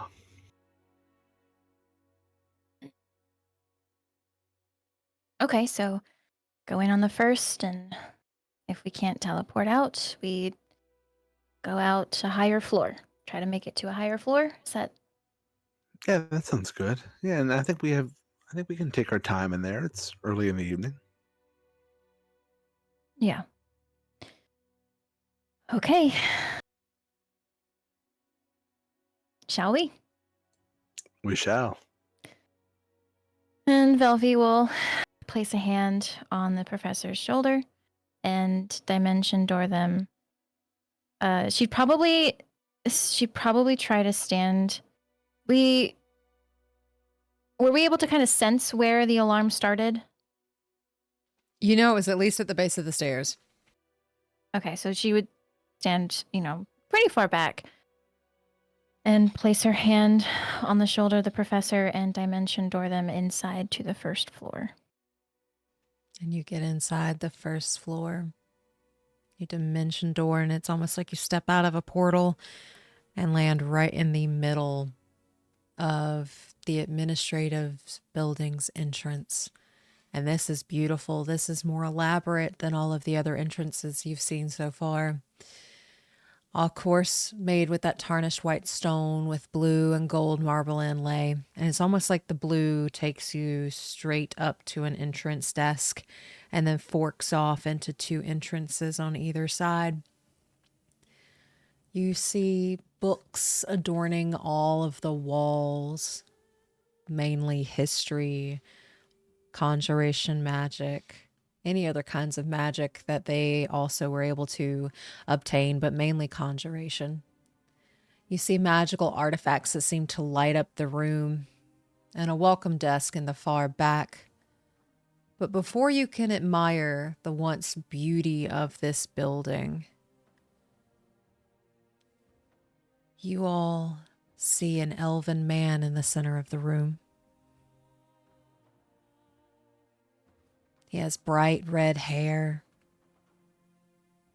very slim,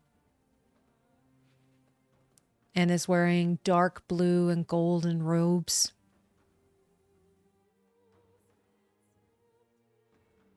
He is on his knees, hunched over like he is in pain, grasping at the sides of his hair.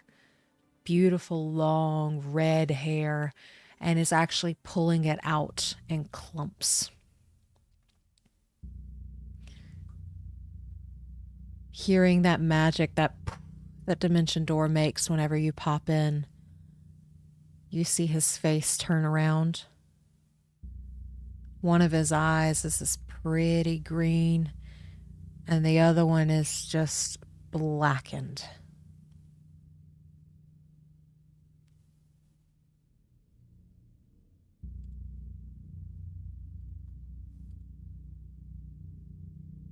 I think the Wailing Man.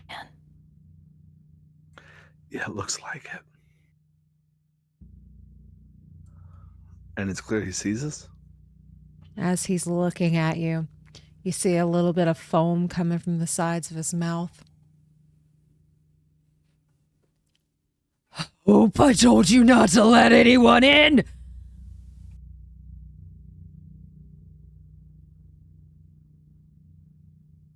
going to hold my hands out and like a gesture of like, calm down, all is well. I'm not going to say that, but just sort of like give off that vibe.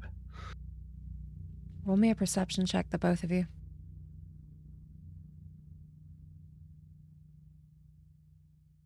10. I'm going to use a luck point.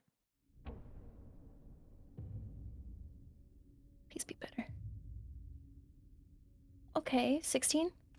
With a 16, Velphie, he starts screaming in agony as like his head hits the floor again, and he's just doubled over, and you see him pull out another clump of hair as like he's trying to hold himself together. You notice, Professor Friedrich does not, his skin is creeping with black ichor veins, and his skin is starting to crack. You have seen this before. The bard in the cabin.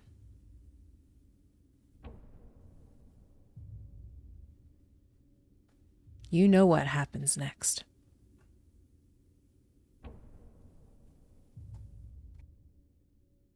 Professor, I don't think there's much time.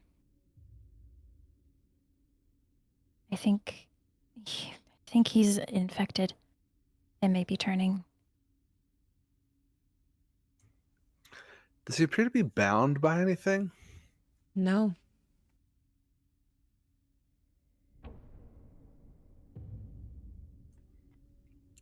Should we just leave? Or like go upstairs? Or should we try to help him? I mean, I don't know if we can help him. I don't know what we can do to help.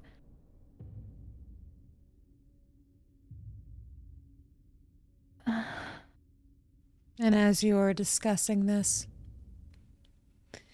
the man hunches over again and he lets out this wail. That wail you all could hear from outside the building, but it is almost as if this room is a little bit more soundproof, because these are like full-on wails of agony that you would think you could hear from the outside very easily.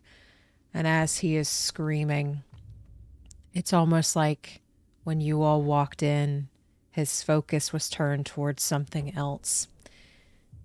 And his skin bursts, and out from his old shell forms, and out slips this monstrosity standing on its hind legs with red fur, long snout, patches of ruined skin, mangy looking fur like it has just fallen out. The old shell of whoever this used to be is dangling off the ear of this creature as it has just split its skin wide open, and it hangs from that long droopy ear of this creature with red fur 20 feet above you as it screeches in your ear. I need you all to go to roll 20. Oh, jeez. I would like to say, are you okay? Sir, I can healing word you. Are you quite all right? You got red on you. And with that, I need you all to roll initiative Like for combat? for combat. Oh gosh. 8. 21. Alrighty. The order is going to be Friedrich, the man, or now whatever he is, and then Velphie.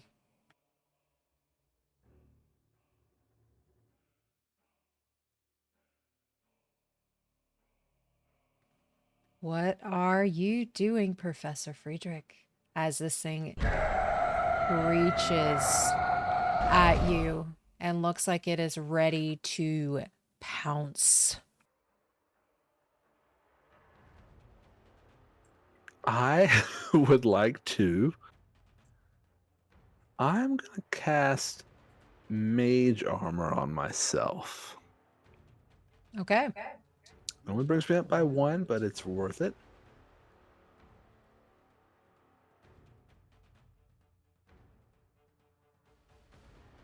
Actually, let me make sure. Let me see what it is.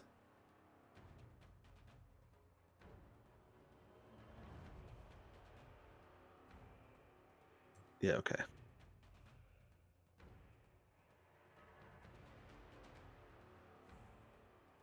And I don't have a good bonus action, so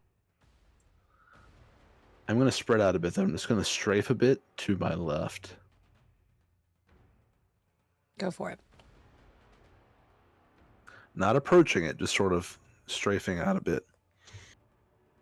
I don't want to come off as hostile. Alrighty. And that's my turn.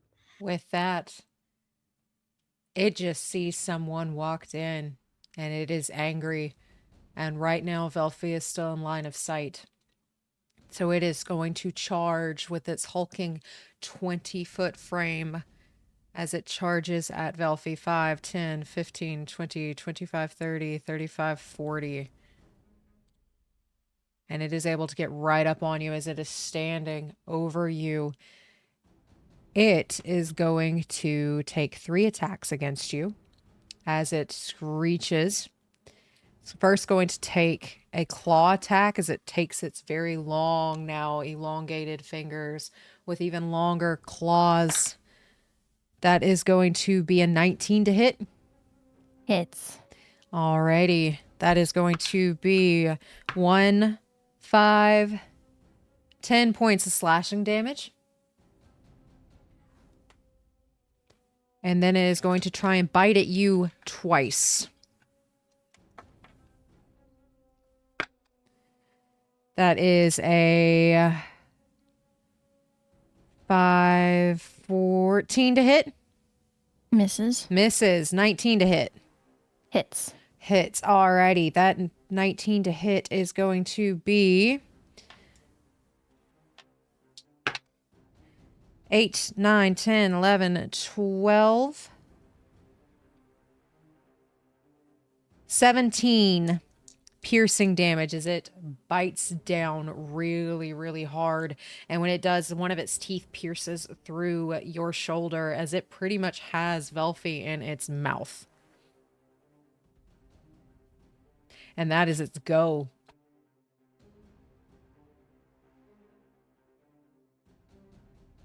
Okay. Velphie, you're up. Yeah. Well, is this still gonna work?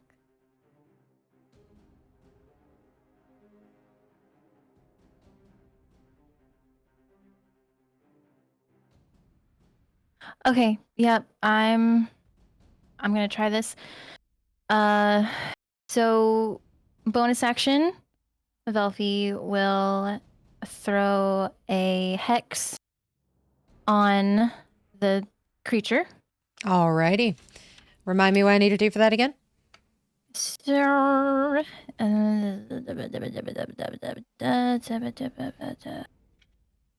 has disadvantage on ability checks made with a chosen ability. That's pretty much it. Oh, okay. I don't have to roll anything for it. No, All no, right. you're just hexed. All right. Yeah. Hexed. And you get to choose an ability, right? What do you want to be hexed? I think what I want to do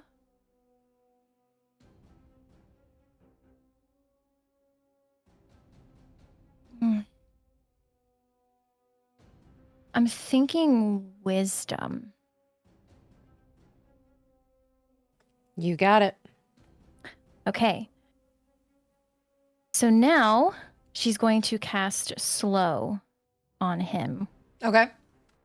So that's a wisdom save of 17. And that means it is now at disadvantage, correct? I believe so. Yes, disadvantage.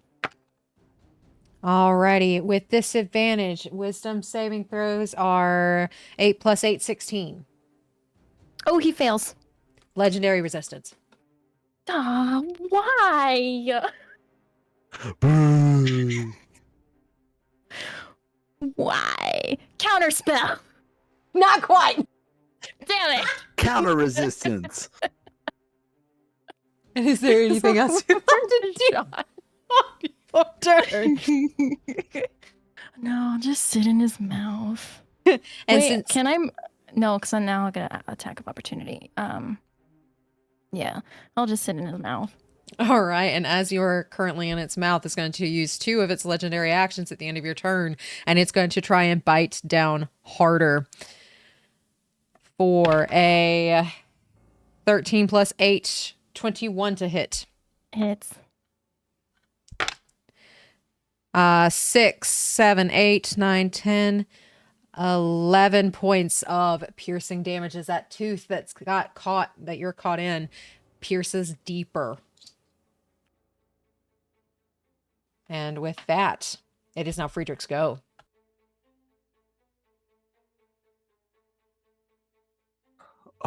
Okay. I gotta hurt this thing. I gotta draw its attention in some way.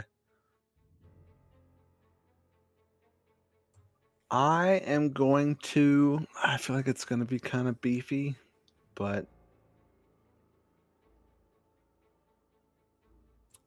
actually, it's pretty large though. Let's do this. I'm going to cast Wall of Fire at level 4. Alrighty, where are you putting it? I'm gonna put it along the back of this thing. Let me see how long it is.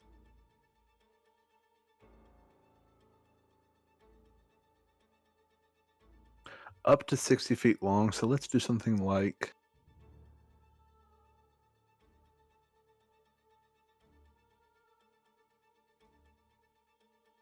something like 45 feet across behind it. Something like that. Or it's still in it.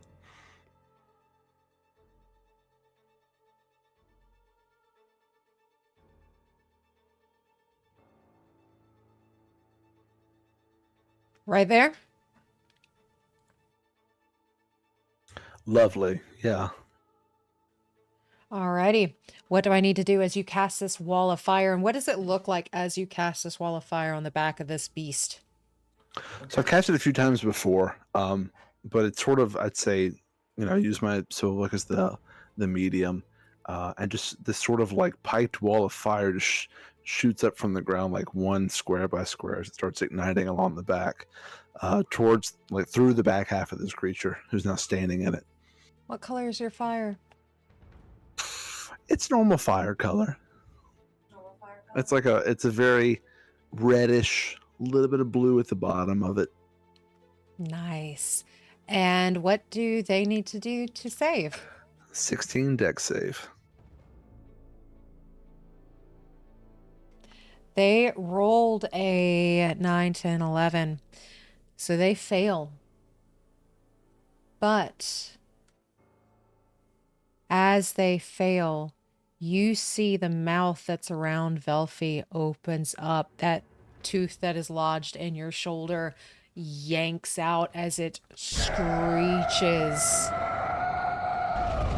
in pain and agony, and it starts trying to swipe the fire away, and you get the sense it is terrified of fire. Roll me your damage. Okay. It's 5d8.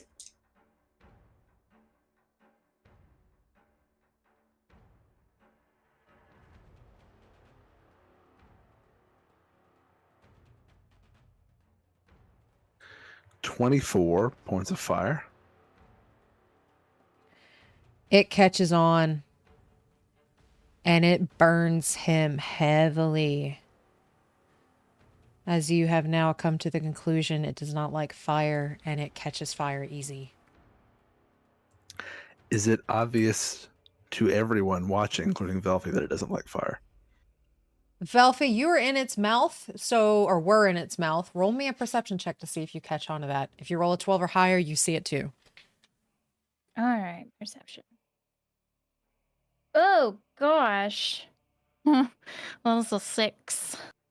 You do not notice as you just now came from a very dark place from inside its mouth with a tooth that just ripped out, and like you're kind of like bleeding profusely as you just got bit by this thing. You don't notice. In that case, may I use my bonus action to yell out, if you can, burn it? I won't even make you use a bonus action for that. Talking's a free action. Okay, well, that's what I'll do with that. And then as my bonus action, I don't have much of a bonus action, but I'll try to shove it. It's a 16 strength save. It doesn't say there's a size limit on it, but it's your discretion. 18 on the die. It goes nowhere. Alrighty. That's my turn. And it hates this. It does not like that this is fire, and it sees you as it had Velphie in its mouth, and now is coming to the conclusion that you are the one that set it on fire. It's going to 5, 10, 15, 20, 25. Velphie, you get an opportunity attack. And you also need to make a wisdom saving throw to see if your rapier is angry. Okay, so I'll do the rapier first. I pass with the rapier. She's I got quiet. a 19. And for opportunity, 20 to hit. 20 hits. Okay. And that's going to be 10 points of piercing. Alrighty, let me Google something really fast. Oh, and do I get hex on that too? You do.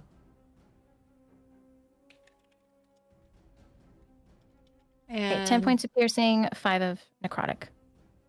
You said 10 points of piercing and 5 of necrotic? Yes. Alrighty. Let me Google this real quickly.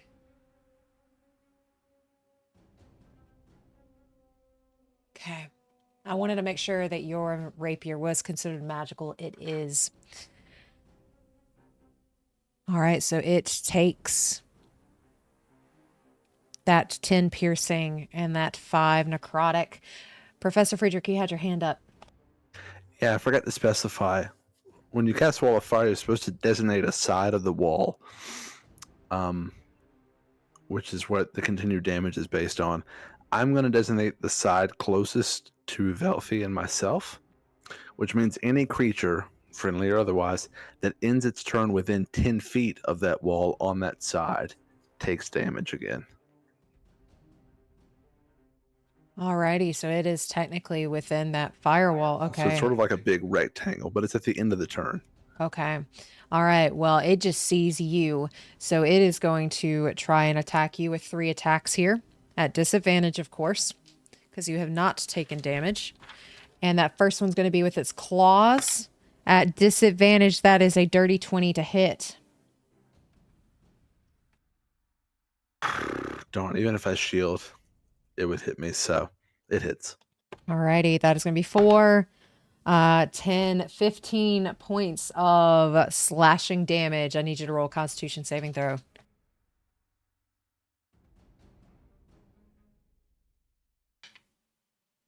Six. All right, with that, you needed a 10 in order to keep your wall of fire concentration up. Your wall of fire goes away.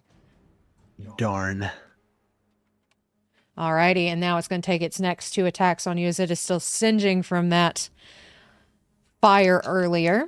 That first bite is going to be, I don't think it hits, with a 12. 2 12s. Does not hit. It tries to bite, but it's still on fire, and it's just screaming as this red-furred beast charges at you, and that is its go. Velphie, you're up. Okay.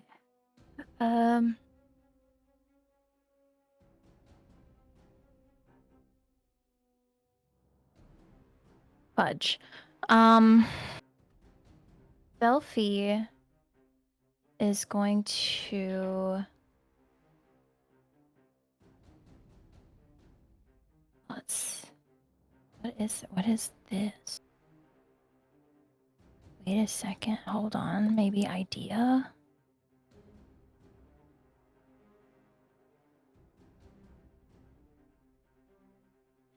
Get me. Just let it wash over me. Is it... You worth it though, is the question. I mean, it could work. I could do it. I mean, what's gonna happen? Okay. Wait, you know what? Yeah. All right. So in that bubble, that this right here. Oops, I moved it, but enough to encompass him and Professor Friedrich will be inside of it. Velvy's gonna cast darkness. Okay. And hope that he can't see through it. Alrighty. So you cast darkness. Okay. And oh wait. It's a 15-foot sphere. And it's 20 feet tall.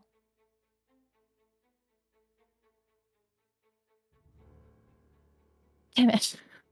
So with that, we can say, since it is 20 foot tall, you still cast darkness. It can't see into the bubble either.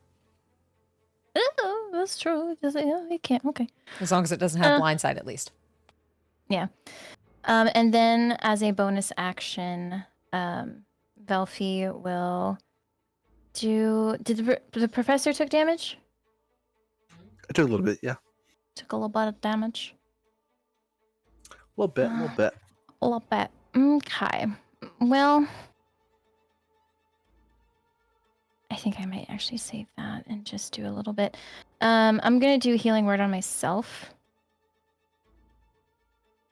So that is going to be 2d4 plus 3. Oh, sick. Double 4s. Huh. All right. Cool. And then I think Velphie will... Oh, does she... Let's see. 5, 10, 15, 20, 25, 30. 5, 10, 15, 20, 25. I think Velphie's going to move back here to create some distance. Alrighty, And you got it. that shall be the end of her turn.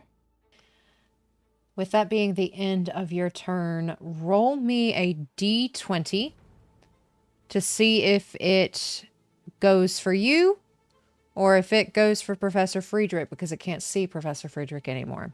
Above 10 is you. It is a 10. I said above 10 is you, so it's still going to try to go for Professor Friedrich then. Alrighty. Professor Friedrich, it is going to use a legendary action and try to bite at you at disadvantage because it can't see. But it knows you were there. At disadvantage, that is a 16 to hit. Shield. Alrighty, it bounces off as you now see, well, you can't actually see, but you get the sense that something is biting on that sphere and trying to engulf it, and it can't get into it. And you just hear it yell and wail as it's angry it can't eat you. And with that, it's Friedrich's go. Okay, well, it more or less knows where I am, I'm assuming, because it's biting a shield. It has an idea. Okay, so let's try to... How much can I see? I have dark vision, but this is magical darkness. You are blinded. Can I see it being right in front of me, or I can't even see that far? Can't even see that. So if I wanted to try to run away, or even Misty Step away, would I know which direction to go? Roll me a d4. Sounds like no. 1, 2, 3. 3. You try to Misty Step, and when you do, you go outside the wall. You are off the map. So I didn't say I wanted to do it. I just said, would Oh. I know what direction I would go? If you Misty Step, you go south. Okay. So I guess the answer is there's a potential. I know where I was in the room before it went dark. I know I haven't moved. If I don't have my bearings right, I could remove myself from the building. Yes. I think Friedrich would then decide against doing that, knowing the possibility. Okay. Is that okay? That is okay. Okay. But I can't see anything right in front of me either. You can try to hit at disadvantage. Well, what if it's a saving throw spell, though? I think you have to see your target. Can I see the thing biting my shield? You can't see anything. Darn, okay. Well,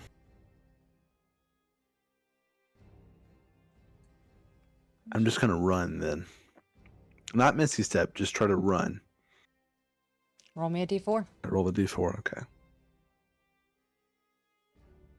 1. 1 was north. Okay, so I'm just going to run my full movement north then. I do not think it hits. As you take your opportunity attack, that would have been a 15 to hit. I still had shield up. Yes. Otherwise, it would have hit. Yes. Okay. Remind me, does shield go away on the beginning of your turn or the end of your turn? Let me double check. I'm not positive.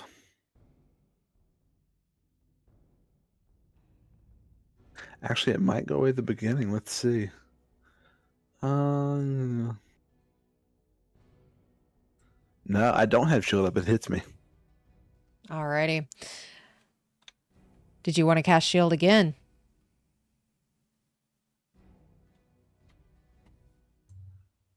Yeah, because I'm squishy. All right, you're able to cast shield again, and it does not hit you on that opportunity attack, and you're able to run. And I can see its head sticking out of the sphere. Once you leave, yes, you can see its head sticking out of the sphere. Or more so like the top of its neck, because technically it was biting down at you. But you can see the Okay. top of its form.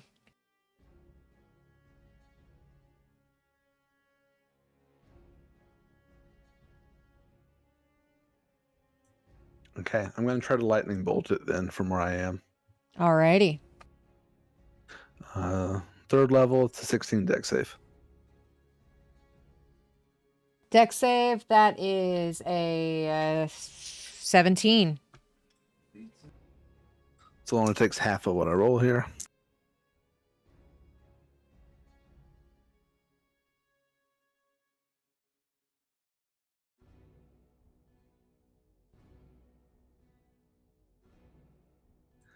$38, so what is that? 19 points of electric And as lightning. you cast that lightning bolt, it hits this thing full force. But when it hits, it almost like bounces off and reflects. Some seem to seep into its red fur and singe a little bit, but a lot of it just bounces off. As you get the Noted. sense, it did not take as much damage as you thought it did. Noted. And with that, is that the end of your turn? That's my turn, yeah. It's going to use a legendary reaction. 5, 10, 15, 20. Move half of its movement. It is now its go. And it is going to... It's not going to do that yet. Alrighty. It is going to take all 3 of its attacks against Velphie. First claws does not hit with a 13. Next up is those bites. Let's see, 2 19s. Both hit. That is going to be 15 points. And another 30 points of slashing damage against you as it hits with both of its claw attacks, and they scrape deep. 15 and 30 or 30 total? 30 total. 15 plus 15. Okay. 30. All right, I'm going to Hellish Rebuke. Go for it. What level, though? And that's a dex save, right? Yes. It And I failed, will but do that. it is going to legendary resistant. Why? Okay, fine. So does that mean it doesn't take effect at all? It takes half. Oh, it takes half. Okay, Yep. cool. So I still get to roll. All right.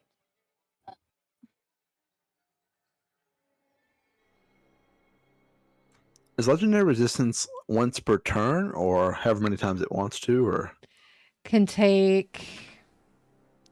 If it fails a saving throw, it can choose to succeed instead.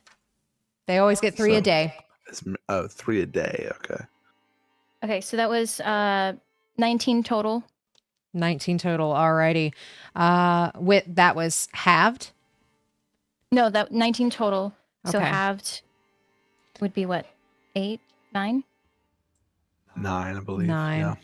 Alrighty. As you manage to hellish rebuke it as it takes those claw attacks against you, and that hellish rebuke goes up, it does catch on fire, and you can definitely tell it does catch fire very easily and does more damage than you expected it to.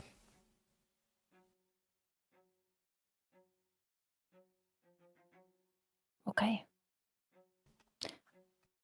Is it my turn now, or is it still his And turn? with that, it is your turn. Hey, sweet niblets. Oh my.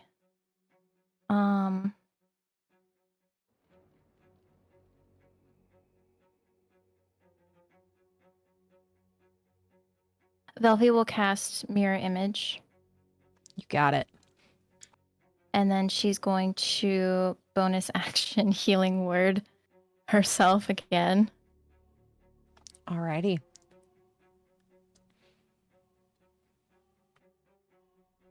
8, 9, 10. 10. I get 10 back. Is there anything else I do on your turn?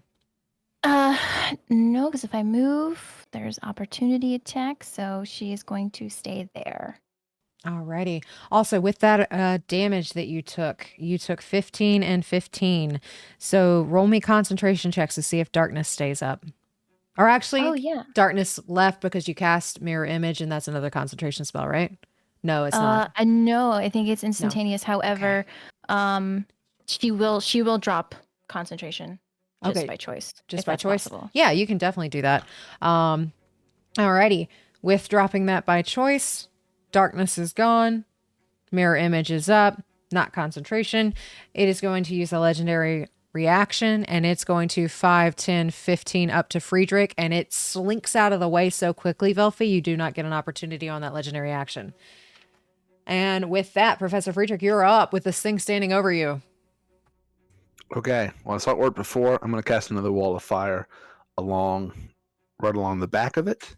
Okay. And choose the side facing us again. So something along that right there, where we're just out of range of getting hit by it, where we are. Yeah, let's just do it short. Let's do 30 feet. Yeah. All right, you Actually, got it. now let's do. I don't want to hit Velphie. Let's do 40 feet. Right there.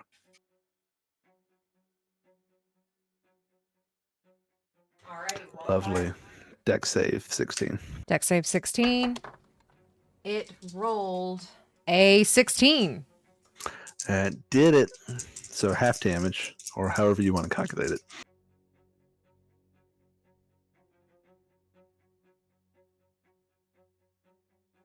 $27 on a full, so what is that? 13 halved? Alrighty, it screams and howls in pain as you set it afire, and it's just roaring and screaming in agony as it catches, and it's almost like its material, like its tail, even just is a candle tip as it is on fire. And with that, is there anything else I do on your turn? I want to try to push it backwards into the wall even more. Alrighty. 16 strength.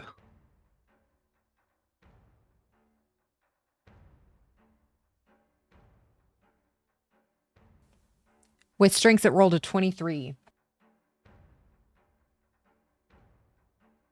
It doesn't go anywhere it doesn't want to go. Alrighty. It does not budge as it is in this wall of fire. And with that, it's going to use a legendary action and try to take a bite out of you, Professor. Or, yeah, it's going to try to take a bite out of you, Professor Friedrich. At disadvantage, because of your cloak, does not hit. With that, it is now its turn and is going to take all of its attacks against you as you are setting it on fire, and it doesn't like that at all. Again, at disadvantage, it's going to claw at you, and that is going to be at disadvantage a 24 to hit. Whew. Yeah, that does it. Alrighty. That is going to be 1, 7, 12 points of, slashing damage on that claw. Heard. And it's going to try to bite at you twice, and it's no longer at disadvantage since you took damage, right? Right. Alrighty, first one does not hit because that is a 12. Next one hits with a 25 to hit. Yep. That is going to be 12, 13, 14, 15, 16, 17 points of piercing damage as it bites down hard. As it is squealing on fire. And then it's going to try to get out of the flames. 5, 10, 15, 20, 25, and still stay in contact with you. And that is its turn. Velphie, you're up.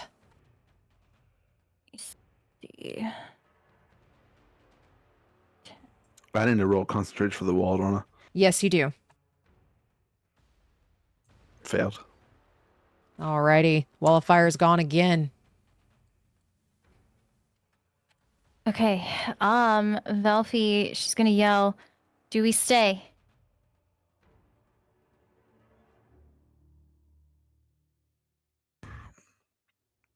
I'm pretty hurt. So maybe we don't. Okay. So Velphie, she will. Let me double check something real quick. How's Velphie? Sure. Likewise. Let me see. 5 feet. 5, 10, 15, 20, 25, 30. Fuck. Okay. That was a bad word. I'm sorry. Collie wobbles. Because that you need to be within 5 feet of me.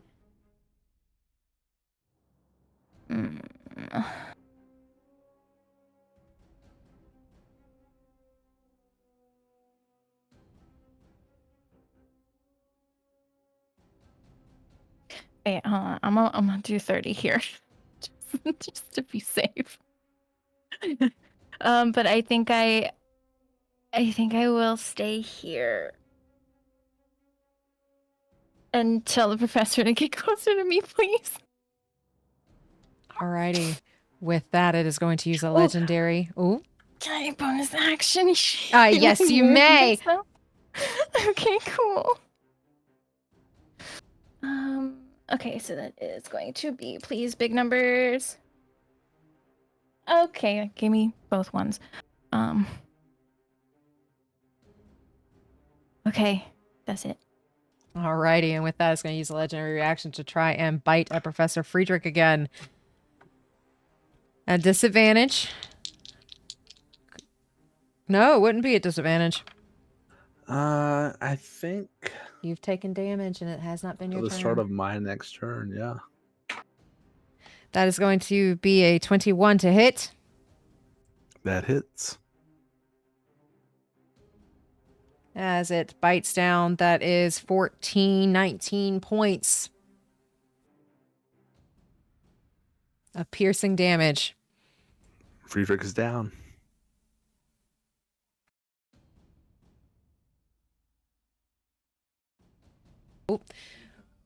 And with that, it is now Professor Friedrich's turn. Roll me a death saving throw. Okay, message it to you. Yep. Is there a memory Professor Friedrich would like to share as Professor Friedrich is down? Yeah, about 10 minutes ago, before they came into this building. It was such a great time. But it is no more.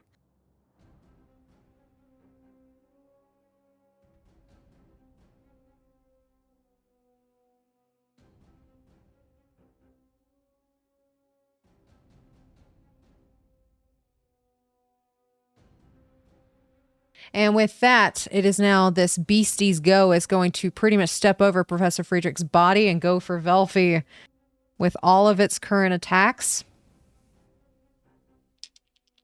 And that is going to be, the first one is going to be claws against Velphie. That is going to be 14 to hit. 14 doesn't hit. Alrighty, and then it's going to take both of its bites.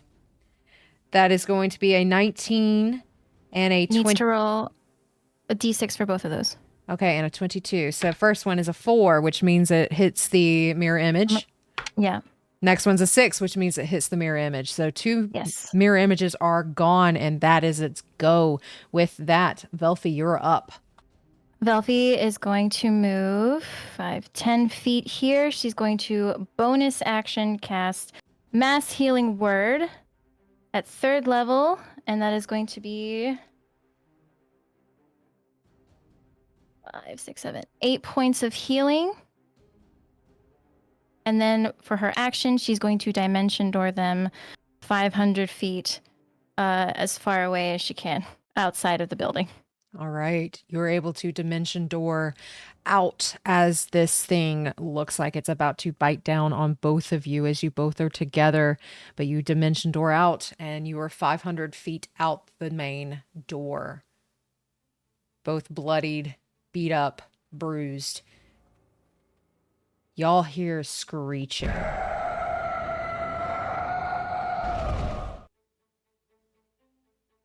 And then, using a legendary action, it is going to start heading towards the door. 10, 15, 20, 25, 30.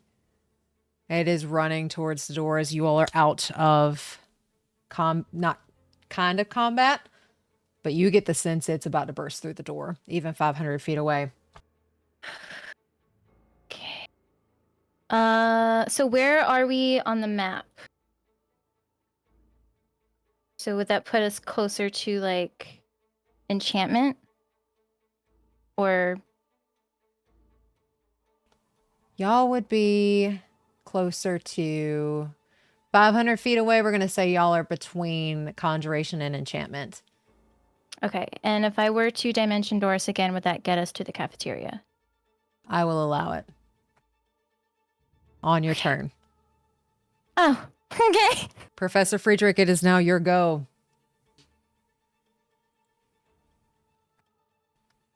You saved my life. I tried. You did. You succeeded. Well, that's true, but... Oh. Are we going to leave? We don't have any idea that it's actually running out the door, do we? You do not, because it has not gotten out of the door yet. Back to the cafeteria? Back to the cafeteria, and maybe even we just book it out of here. Yeah, I think we should be prepared to. Okay. I guess on my action, I'm going to...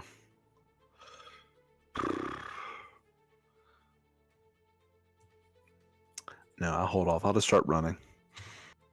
Alrighty, y'all are dashing? Or you're dashing?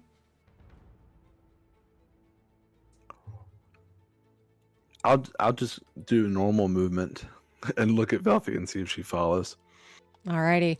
With that, you start running. Roll me a perception check. 10. With a 10, your eyes are more so set for running away. But you hear that screech, and then you hear something crashed. Do you look back? Do any of you look back? Very big crash, yeah. At the crash, yeah. You see the doors to the administrative building have been blown out as it has pushed its way out and it is making its way towards you. You all are currently 530 feet away. It can make 80 feet per round. So it is now 420 feet away from you. And with that, it is now Velphie's go. Okay, so Velphie will use 30 feet to catch up to the professor.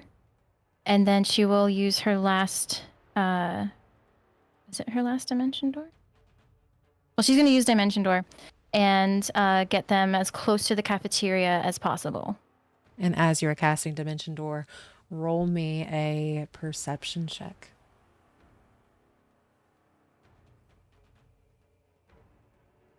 Oh, God. 6. 6. You don't see anything as you cast dimension door, and you are back in the cafeteria, now about 920 feet away from this thing. All right, I think we saddle up and go. I mean, is there any chance it knows we're in here? It wouldn't know where we teleported to.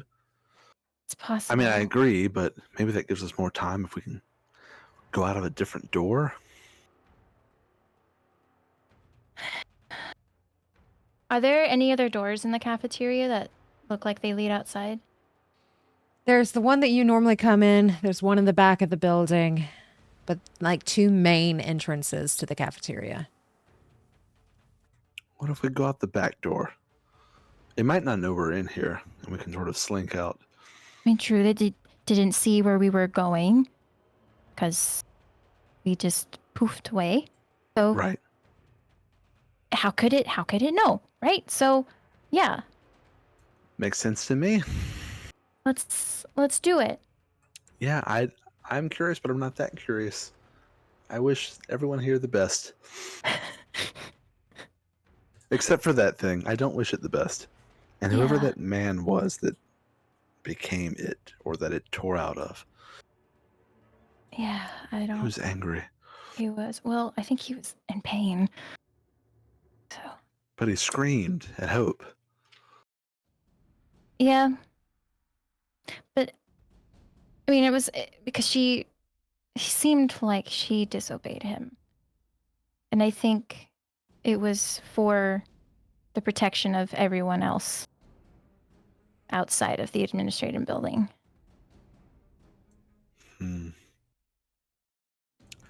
Well, if we come back here, we'll need to have a lot more capable people with us. Yeah. As in, like, more numbers. Yeah. We're very capable. But We are. need more numbers. We need more numbers. That was close. Too close. Well, I'm going to start getting Beatrice ready and guiding her towards the back. Same with. And make sure we clean up everything, make it look like we weren't there. Alrighty, we're going to say that takes about 3 rounds. That might take a long time to clean up. Nix that. Okay. We're going to say that this takes 2 rounds of combat to do to get saddled up and get ready to go on your steeds. So as that is happening, that would be...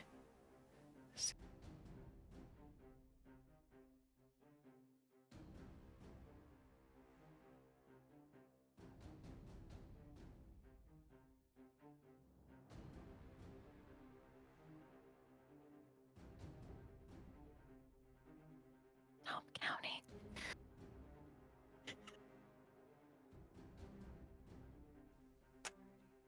You all are about 920 feet away. And it is following a scent.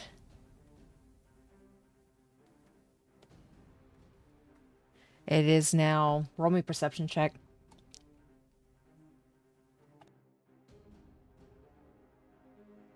What? I'm going to use a luck point, I think. And that 20. 22, net 20. Okay, well, good, because I got 12. Alrighty. With that natural 20, with that 12, you're focusing on getting everything ready and ready to go and to get out of here and go back home. With that natural 20, you hear thunderous footsteps making their way towards you, and you hear it tearing through things very quickly.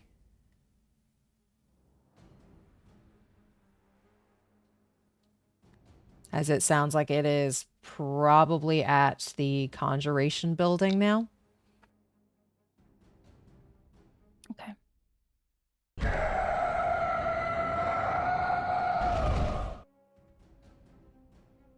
And we're going to say it's Friedrich's go. What are you doing? We're heading out the back door Alrighty. So you both and are booking it. booking it.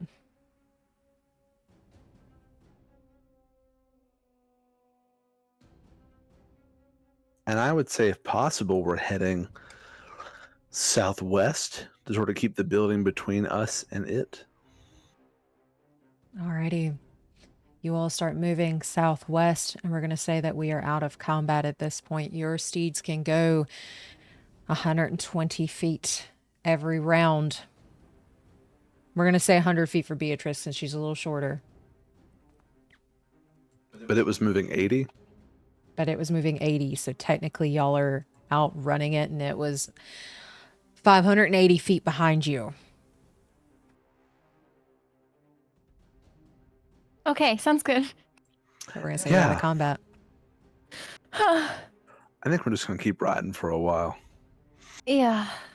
Just kind of keep going until it feels like we need to rest. Yeah. Alrighty. And you all keep riding. And it is dark. And there's no light out here. Oh, yeah.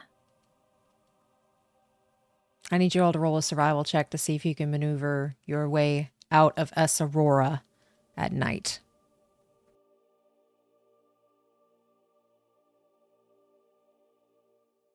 I'm going to use a luck point. 19. It's my last one. 21. Alrighty, with that 19 and 21, you are able to steer your steeds and make sure that you maneuver your way out of Es Aurora without running into anything else.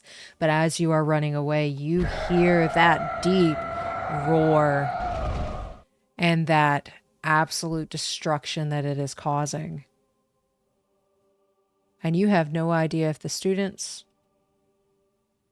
or Hope made it out.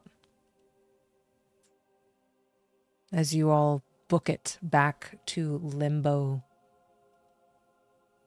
Are we running through the night? Or are we taking time to rest? What do you think, Professor? Should we keep going? I don't know. I think with that level of survival check, do we see somewhere that might be a suitable place? That was just to make sure you could get out of Es Aurora. If you're looking for a place to stay, roll me another survival check. So we at least look once we get far enough away. Yeah. Okay. Natural 1. 19. With a 19, Velphie feels a pull towards something. Let's go this way. Okay. What you got, girl? You picking up something? And as you continue to follow that pull, you all will suffer a point of exhaustion.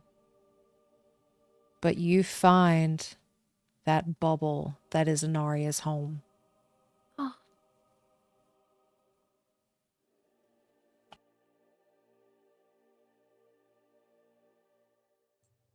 Do you think she'll let us stay the night? Or I what's hope left of so. it? Yeah. I hope so. I mean, we didn't leave on bad terms before. We didn't steal anything like she asked. No. And Pike seems to be in good terms with us? Maybe just let him poop on you, just for good measure.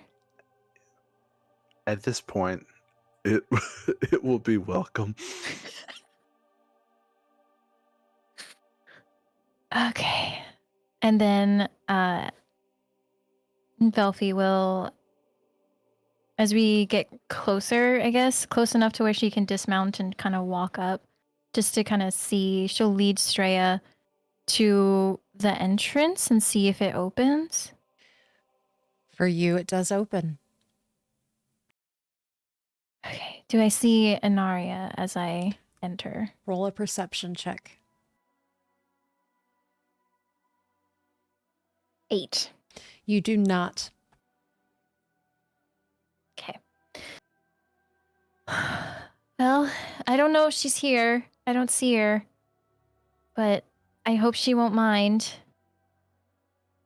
Do we have a way of contacting her? I could send descending. I know you and her got closer after we stayed here. I don't know how that looks. Whatever you're able to do. Can I send descending? I don't think She seems a little bit. I don't know what she would do if she found people sleeping in her home. Well, could I cast a message and just kind of hope it hits nearby and just say, Anaria, are you here? As you cast that message, you know it does not hit anything. Okay. I don't think she's here right now. I tried to send a message to her and I didn't get anything back. So, I mean, maybe we don't go in the house. We could just kind of chill outside in the bubble. Sure, yeah. Okay. Do we know roughly how far we rode from Esserora? Y'all were riding probably 7 hours. Yeah, because wasn't it like a day away? It was a day away. So you do take the exhaustion point. But with that pull and that survival check, you found a safe place to stay this evening. But we're very far from Esserora then. Yes. A day or so. You are 7 hours away. Yeah, maybe we can just set up something outdoors here. Anything's better than where we were. Yeah. We've roughed it before. Yeah, we've been in worse situations. This is good. This is good. Okay. And then Yeah. Velphie will there was like a trough or something where she'll There's lead like Straya. a covered area that animals can hang out at. Okay. She'll lead Straya over. She'll even she'll hold her hand out for Beatrice's reins since she's headed out that way anyway. Yeah, sure. She'll bring them over and take off her bedroll, find a little comfy spot. Just sit.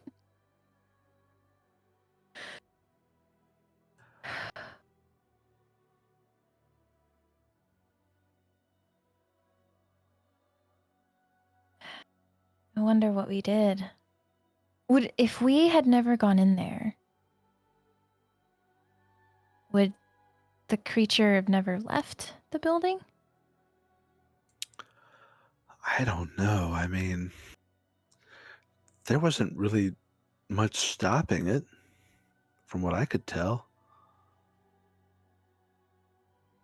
Our Yeah. alarms are just that. They don't deter something like that, but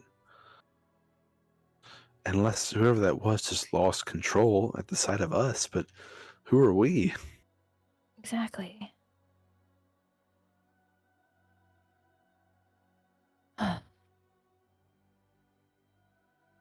I don't know.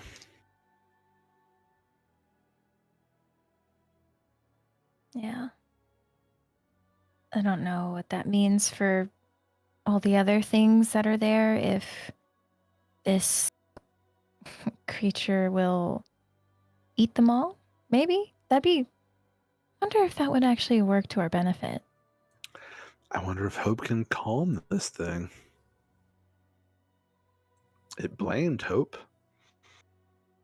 It's aware of her. Assuming it changing into whatever it was didn't get rid of its memories or Yeah, that's a good point. I don't know. I wonder if that was the thing that was bound. it is well. It could be. It wasn't below, though. It was just right through the door. It's right through the door. Could be that it was one of the things that took the power and took the oath. I don't, Yeah. but something maybe overtook it. Maybe that is the power. Well, could be. I mean, from what I remember with the cleric beast, they were trying to turn people into monsters, into these creatures, in order to fight whatever we're in. Yeah. So it's possible. The DM question, that thing we fought in the laboratory under the mansion, it seemed to have been created intentionally too, right? Based on the notes we found? The thing you all fought? Yeah. Roll me a history check. 10? I rolled so many 2s tonight. You don't know. Wait, what was the question? The thing we fought in the laboratory way back under the mansion that had all like the vials of stuff on it, I thought the notes we found imply that it had been created as well.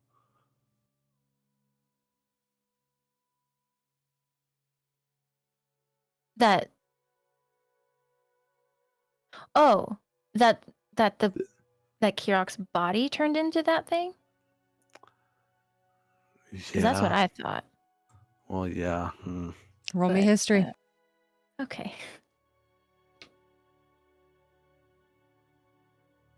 That is a dirty 20. With a dirty 20, that was Kirok. That was Kirok. So maybe not intentional, but it certainly turned into it. And so it's possible, they well, so this is what Kirok was trying to do, I think. He wanted to show Aurora that he could do whatever they were doing here better. And it ended up with him turning into whatever it was that we fought. And whatever happened at Aurora could be the same thing that happened, and this man turned into that creature, both failing in what it was they were trying to do. What a terrible competition.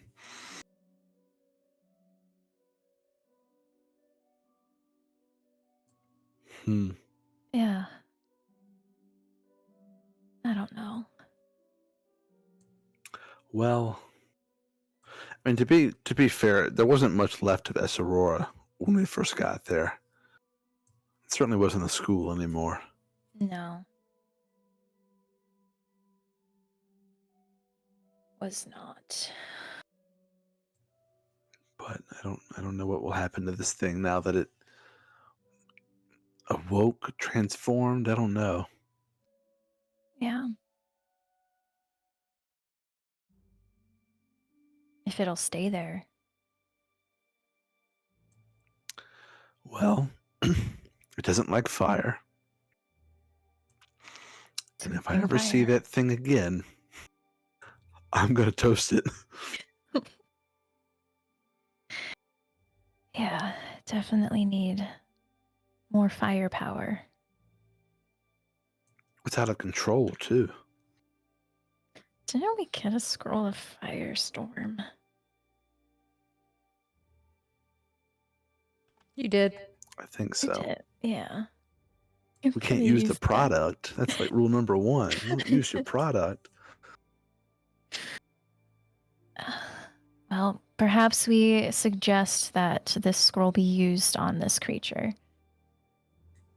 Yeah, anyone who's capable of fire. Yeah. And that is if we're looking to go back to Aurora.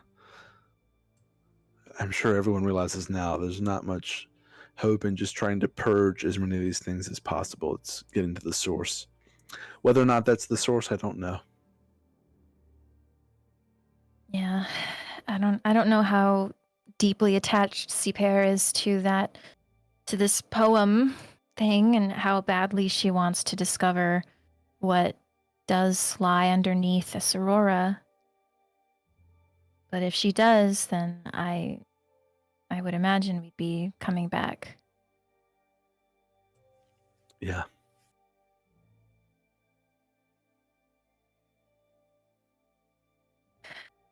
But at least we got stuff for them to use for now. Yeah, we got a good bit. We did. I know we didn't make it into all the buildings, but we got some stuff. Yeah, we found a lot. Successful overall, I think. I don't know. I guess they'll be the judge of that. Yeah, We're alive. we're alive. I think that's the biggest thing. Yeah. I would hope that they would prefer us live than have nothing. I would hope the same.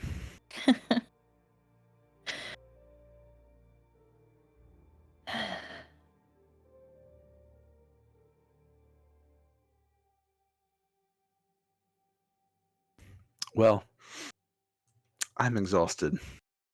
Literally. I understand. I'm ready to pass out. Maybe Inaria will be back when we awake, or she'll probably wake us up with an arrow in our face. It's Or something else. entirely from Pike. possible. Yeah. And we can explain and then hopefully be on our way. Yeah.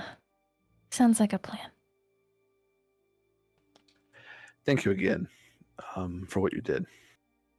Of course. Wasn't gonna leave you, so Happened really quickly. yeah. It's a last minute decision, but we're out, we're alive, and we're going home. Yeah. And with that, you all are able to get ready for bed. And it's more so like you just throw your bedroll down and just plop on it and then are out like a light as you all are both exhausted. But in the sphere, it's warm, it's safe, it's comfortable. Your steeds are okay. They seem to be happy with their tails swishing. As after a very long battle, you are able to hit that long rest button. Would that get rid of our exhaustion? That will. Oh, cool. But you will lose So- a day of travel as you all will sleep most of today. Okay, so I can click recover 1 level of exhaustion. Yes. We assume we ate some rations or something. Yes. Okay. And as you all take that long rest and recover from your exhaustion, that's where we're going to call tonight's episode. Okay. Whew. Oh my god. Damn. That is a strong boy. That's a strong boy. He's a strong boy. Thank you so much for watching Session 30 of the Order of Narvosc. Session 31 will be out on December 27th. Please make sure to check out our player social media accounts. They are wonderful and they deserve your support. And if you're interested in merch, you can find that link in the description below. And lastly, if this is the kind of content you enjoy, please press that like button, subscribe, ring that bell. That way you get notified when Session 31 comes out. Be the light that drives out the darkness, adventurer. We'll see you soon.